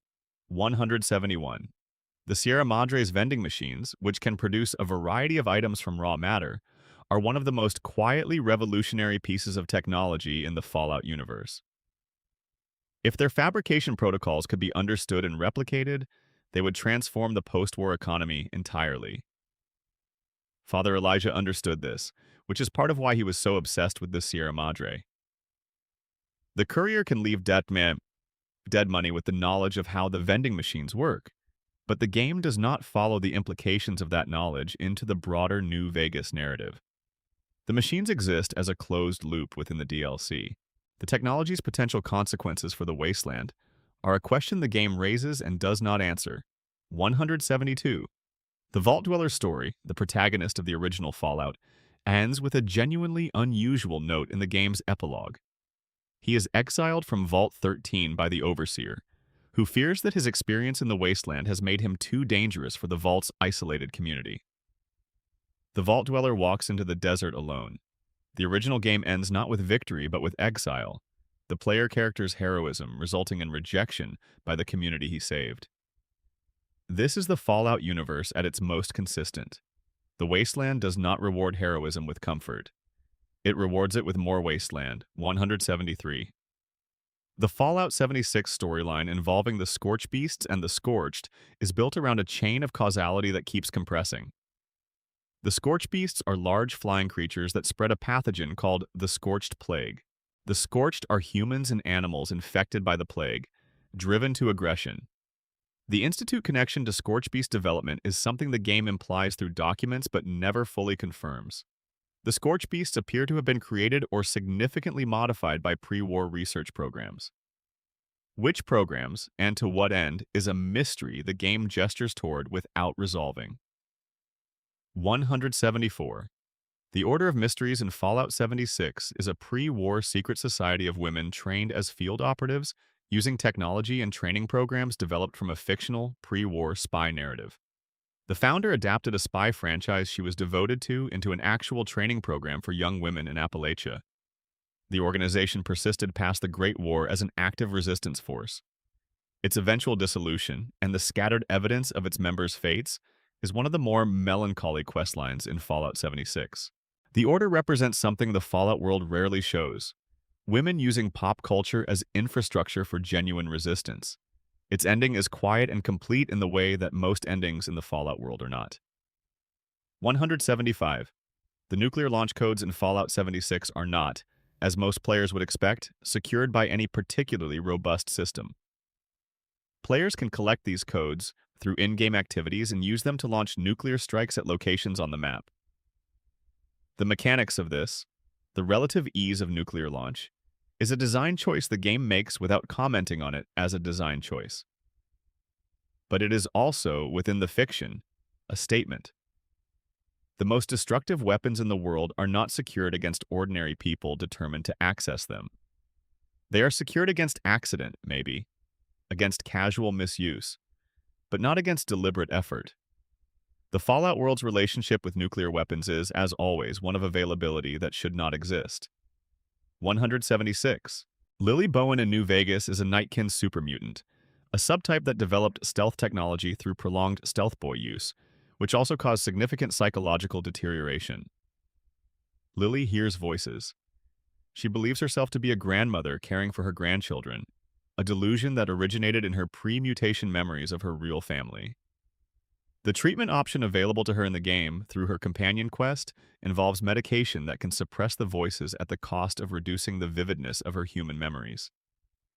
Suppressing the hallucinations means losing more of who she was. The question her quest raises is genuinely difficult. Which is worse, the psychosis that protects a memory, or the clarity that dissolves it? 177. The remnants of the pre-war computer networks that appear throughout the games are one of the series' most consistent sources of quiet horror. Terminals from 200 years ago are still running. They are still waiting for commands. Some of them are still executing processes that were initiated before the bombs fell. The AI systems embedded in these terminals were not designed with any expectation that their operators might never return. They continue because they were told to continue. They are waiting, in a sense that is not metaphorical, for a world that no longer exists. 178. The Sunset Sarsaparilla Deputy Badge quest in New Vegas is built around the concept of consumer false promises, and the specific cruelty of it is that the people who collected the badges did so in complete good faith. The promotional material promised extraordinary treasure. The actual prize room, when you finally open it, contains the most literal possible fulfillment of the promotional promise. A room full of bottle caps. It is technically what was advertised. It is entirely worthless as a result. The Fallout universe does this repeatedly with pre-war consumer culture. Presents advertising as both specific and meaningless, promising everything and delivering the letter of nothing. 179. The Charleston Capitol building in Fallout 76 preserves a record of the last government session held in West Virginia before the nuclear exchange. Delegates arrived to vote on emergency measures as the sirens were sounding. Some of them never left the building. The debate was still ongoing when the bombs fell. The Capitol building is one of the few locations in the Fallout universe where you can read, in the transcripts of a final session, the exact texture of what it felt like to be inside government during the last moments before the end. People arguing about procedure, people insisting on following the rules, people unable to accept that the rules no longer applied. The session concluded the way all government sessions conclude, without resolution. 180. The Fallout 4 ending in which the sole survivor sides with the Railroad and helps destroy the Institute ends with a physical explosion that destroys the Institute campus. The survivors of the Institute, the scientists, the researchers, the children born underground, the Generation 3 synths, all of them are destroyed. The Railroad's victory is a genocide committed in defense of synthetic human rights. The moral architecture of this ending is one that the game acknowledges in small ways without directly addressing. You can ask the Railroad's leadership how they feel about the deaths of the Institute's human population. The answers are uncomfortable. They did what they decided they had to do. They are not comfortable with it. They have not stopped believing it was right. This is the most honest thing Fallout 4 does. 181. Vault-Tec's corporate culture, as glimpsed through pre-war documents, suggests an institution in which the experimental nature of the Vault program was an open secret below the executive level. Mid-level employees who designed the experiments knew what they were designing. The people who built the systems knew what the systems were for. The scale of individual complicity required to make the Vault program function means that thousands of people made choices to participate in something they understood was terrible. The games rarely focus on these individuals. The standard narrative focuses on the architects, the overseers, the victims. The layers of ordinary human beings who made it all possible are mostly invisible. 182. In Far Harbor, the revelation that Dima murdered and replaced the previous sheriff of Far Harbor, Harry Long, is one of the DLC's most genuinely difficult moral disclosures. Dima believed that Harry Long was going to trigger a war between Far Harbor and the Children of Adam, a war Dima calculated would destroy the island's population. He killed one person to prevent many deaths. He then erased his own memory of the act. The question the game asks, through you, is whether this was justified. And the answer it provides is not yes or no. It provides, you are going to have to decide for yourself what justice requires here. And living with that decision is part of the cost of having made it. 183. The Flatwoods in Fallout 76 was one of the first settlements established by the Responders, the post-war emergency response organization that became one of Appalachia's most significant factions. The Responders trained survivors, organized food and medical distribution, and maintained communication networks. They were nearly all killed by the Scorched Plague before the Vault Dwellers emerged. What remains of them is their infrastructure, their training manuals, their cooking recipes, their carefully organized emergency protocols. The Responders built a civilization that nobody survived to inhabit. The player characters inherit their work completely, arriving after the people who did it are all gone. It is one of the Fallout series' most sustained meditations on legacy. 184. In Fallout 4, the Memory Den allows the sole survivor to access Kellogg's memories through the neural interface technology developed by Dr. Amari. The procedure requires Dogmeat to locate a piece of Kellogg's clothing to anchor the experience. The memories you access are Kellogg's genuine subjective experiences: his childhood, his work for the Institute, his abduction of Sean. They are accurate and specific. What makes this genuinely strange is the implication about the nature of memory in the Fallout universe. That subjective experience can be stored, accessed, and navigated as a discrete data structure. What this implies about consciousness, about what a person actually is, and about the difference between a human memory and a synth's memory, the game does not follow to its conclusion. But the implication is there. 185. The Fallout 4 Railroad uses a terminology and organizational structure that deliberately echoes the historical Underground Railroad, the pre-Civil War American network that helped enslaved people escape to freedom. The parallel is not subtle. Escaped synths are called packages. The operatives who move them are called conductors. The routes they use are called lines. The historical Underground Railroad was a real network of enormous courage and risk. The fictional railroad occupies the same moral position in the Fallout universe that the historical network occupies in American history.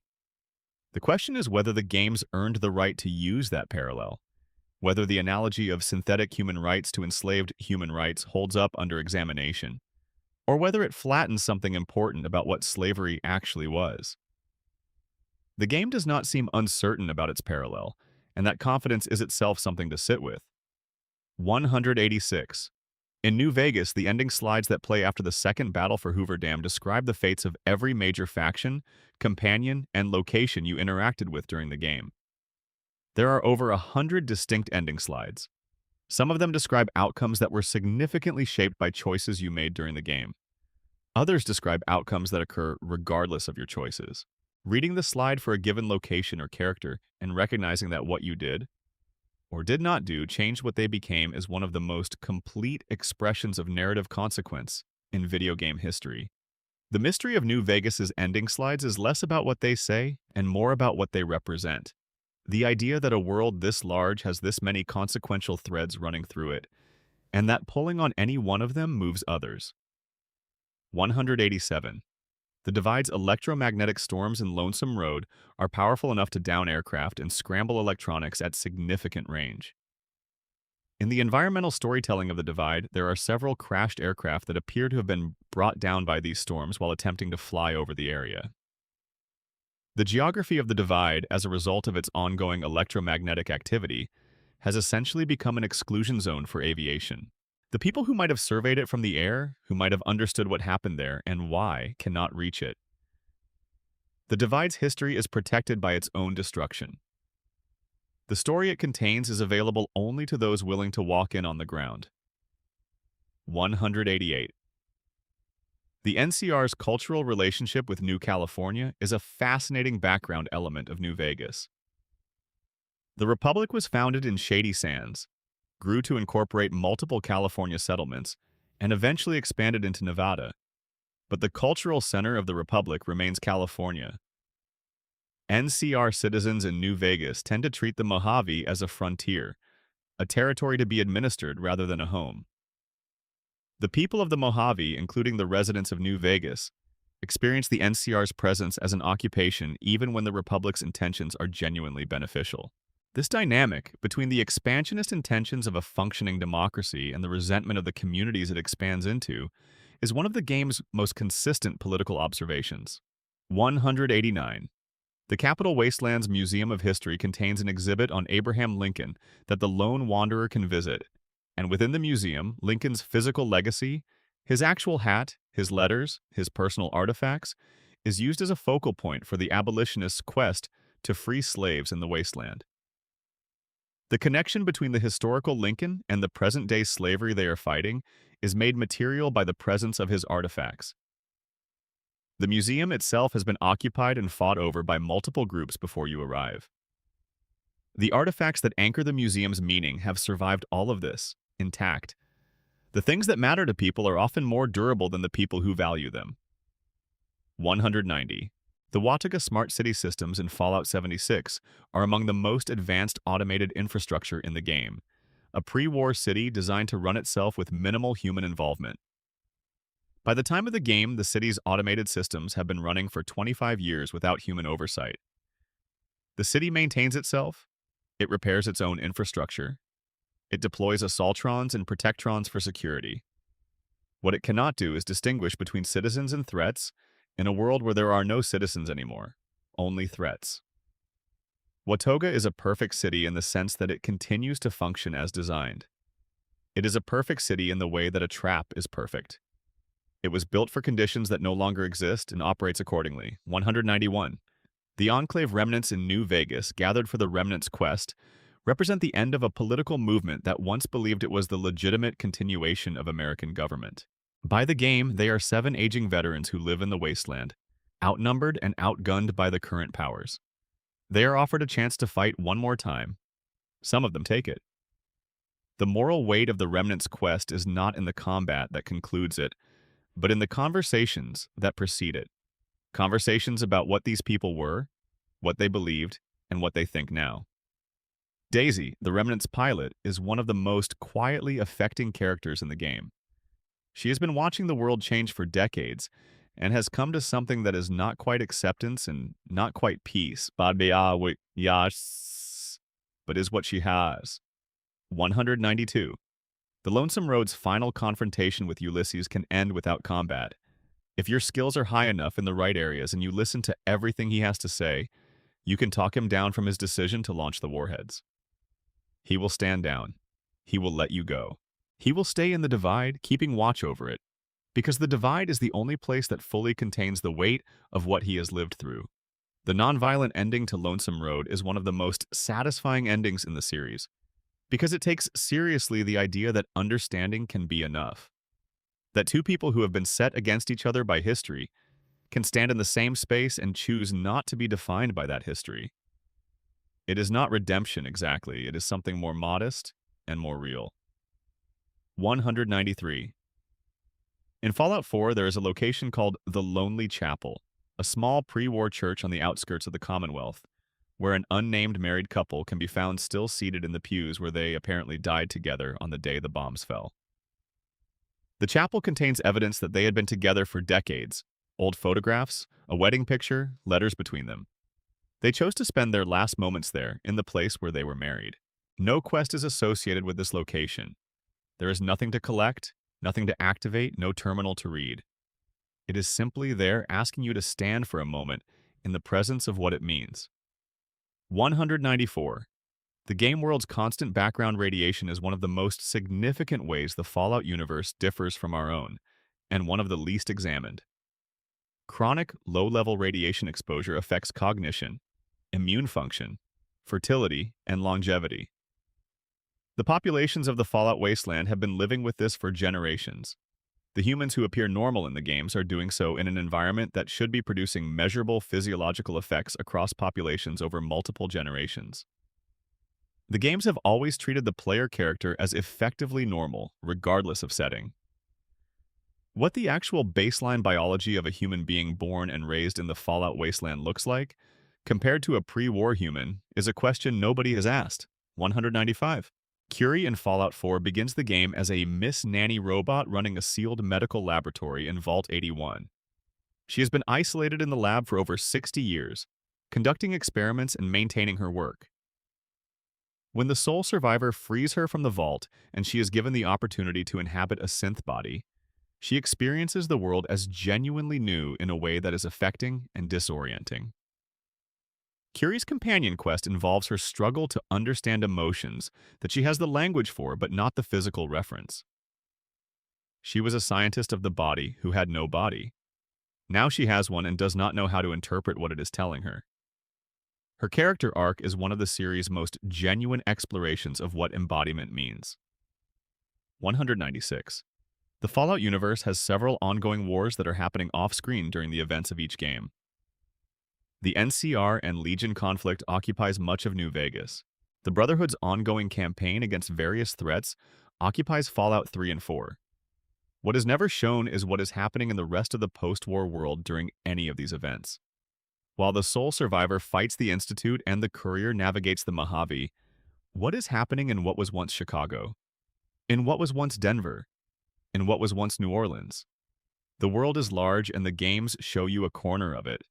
The rest of it has a history that nobody has written yet. 197. The Great Khans in New Vegas are one of the most complete post-war cultural evolutions in the series. Descended from the Khans of the original Fallout games, through cycles of destruction and rebuilding, the Great Khans have developed a distinctive culture built around nomadic raiding, drug manufacturing, and an internal code of loyalty that is taken completely seriously.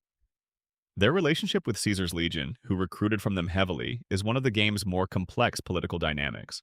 Caesar gutted their population to build his army. They have not forgiven it.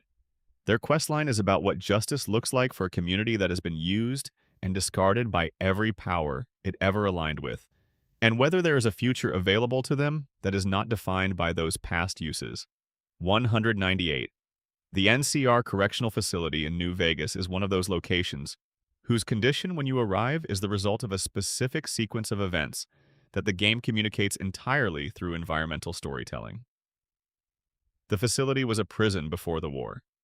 The NCR re-established it as a correctional facility. The inmates staged a takeover, and the NCR withdrew rather than engaging in what would have been a costly assault. The former inmates, now calling themselves the Powder Gangers, hold the facility and the surrounding roads. Reading the sequence of events from the architecture and the documents produces a complete story of institutional failure. A government that could not maintain a prison it established in a territory it claimed to control. The gap between claim and capacity is a persistent theme in New Vegas's treatment of the NCR. 199. The music of the Fallout series is one of its most discussed elements, the pre-war songs that play on wasteland radio stations. Fallout 3's Galaxy News Radio, New Vegas's Radio New Vegas, and Mojave Music Radio, the various station options in Fallout 4. These songs were chosen to serve a function beyond period authenticity. They create a specific emotional texture in the listening, a combination of genuine beauty and profound melancholy. These were real songs, sung by real people in a world the Fallout universe has destroyed. Hearing them on a wasteland radio is hearing something survive that should not have survived, and the survival is both wonderful and sad in the particular way that only Fallout can produce. The mystery is why it works as well as it does, every time in every game, and why the sense of loss the music carries does not diminish with repetition. 195 continued. Curie's situation also raises a question that is specific to Fallout 4's synth mythology, but applies outward. The Miss Nanny model she originally inhabited was not designed to have rich emotional inner life. Her cognitive processes were oriented toward data analysis and medical procedure. And yet Curie, through 60 years of isolation and research, apparently developed something that felt to her like curiosity, attachment, and longing. When she describes her feelings before having a synth body, she uses the language of analogy. It is like, she says. It is similar to. She lacks the physical reference for emotional language and so describes everything by comparison to something else. After the transfer, she describes emotions directly. The question her arc asks is whether the difference between the two states is one of kind or of access. Was the emotion always there, waiting for a body to make it legible? 196. The Fallout universe has several ongoing wars that are happening off-screen during the events of each game. The NCR and Legion conflict occupies much of New Vegas. The Brotherhood's ongoing campaign against various threats occupies Fallout 3 and 4. What is never shown is what is happening in the rest of the post-war world during any of these events. While the sole survivor fights the Institute, and the courier navigates the Mojave, what is happening in what was once Chicago? In what was once Denver? In what was once New Orleans? The world is large, and the games show you a corner of it. The rest of it has a history that nobody has written yet, and this is precisely the invitation, embedded in every gap in the Fallout universe's map. Not a failure, but an opening. The lore is designed to make you feel the weight of everything just beyond the edge of the playable area. 197. The Great Khans in New Vegas are one of the most complete post-war cultural evolutions in the series. Descended from the Khans of the original Fallout games, through cycles of destruction and rebuilding, the Great Khans have developed a distinctive culture built around nomadic raiding, drug manufacturing, and an internal code of loyalty that is taken completely seriously. Their relationship with Caesar's Legion, who recruited from them heavily, is one of the game's more complex political dynamics. Caesar gutted their population to build his army. They have not forgiven it. Their questline is about what justice looks like for a community that has been used and discarded by every power it ever aligned with, and whether there is a future available to them that is not defined by those past uses. Papa Khan's ending slide, "If you handle the questline with care," is one of the game's most quietly hopeful outcomes. A people moving towards something they chose rather than something that was imposed on them. 198. The NCR Correctional Facility in New Vegas is one of those locations whose condition, when you arrive, is the result of a specific sequence of events that the game communicates entirely through environmental storytelling. The facility was a prison before the war. The NCR re-established it as a correctional facility. The inmates staged a takeover, and the NCR withdrew rather than engaging in what would have been a costly assault. The former inmates, now calling themselves the Powder Gangers, hold the facility and the surrounding roads. Reading the sequence of events from the architecture and the documents produces a complete story of institutional failure. A government that could not maintain a prison it established in a territory it claimed to control. The gap between claim and capacity is a persistent theme in New Vegas's treatment of the NCR. 199. The music of the Fallout series is one of its most discussed elements, the pre-war songs that play on wasteland radio stations. Fallout 3's Galaxy News Radio, New Vegas's Radio New Vegas, and Mojave Music Radio the various station options in Fallout 4. These songs were chosen to serve a function beyond period authenticity. They create a specific emotional texture in the listening, a combination of genuine beauty and profound melancholy. These were real songs, sung by real people, in a world the Fallout universe has destroyed. Hearing them on a wasteland radio is hearing something survive that should not have survived, and the survival is both wonderful and sad in the particular way that only Fallout can produce. The mystery is why it works as well as it does, every time, in every game, and why the sense of loss the music carries does not diminish with repetition. Part of the answer is that the songs do not just evoke a destroyed world. They evoke the specific human impulse to make something beautiful in a world that you know is fragile. Every pre-war singer who recorded those songs was, unknowingly, recording for an audience they would never meet, in circumstances they could not imagine. The songs crossed the apocalypse. The people who made them did not. The gap between those two facts is where all of the Fallout series' emotional weight lives. 200. And the last mystery is the most fundamental one. The Fallout universe keeps suggesting, through every game, every DLC, every terminal entry and holotape and handwritten note and grinning bottle cap, that the world it shows you is full of people trying. Not succeeding, not building the right things, not making the right choices necessarily, but trying. The children of Adam trying to find meaning in catastrophe. The followers of the apocalypse trying to help without asking for anything in return. Deacon lying his way to something true. Ulysses standing in the ruins of everything he cared about and choosing to remain. Joshua Graham walking out of the Grand Canyon still on fire. Raul Tejada surviving 200 years of a world that keeps finding new ways to end and deciding each morning that this particular day is worth spending. Lily Bowen holding onto a memory with both hands and a brain that keeps trying to let it go. Nick Valentine keeping an open case file on a man who cannot be caught, because the act of keeping the file is itself a way of remaining the person he was designed to be. Codsworth waiting in a ruined house for a family that is never coming back, maintaining the garden, polishing the floors, living inside the specific gravity of loyalty. The mystery at the center of the Fallout universe is whether any of it is enough. Whether trying, in a world designed to resist you at every level, in a world that ended before you were born, in a world that keeps ending in new ways, is sufficient. The games do not say it is. They do not say it is not. They keep asking the question, settlement by settlement, vault by vault, wasteland mile by wasteland mile, and they trust you to sit with the question the same way all of these characters have learned to sit with it.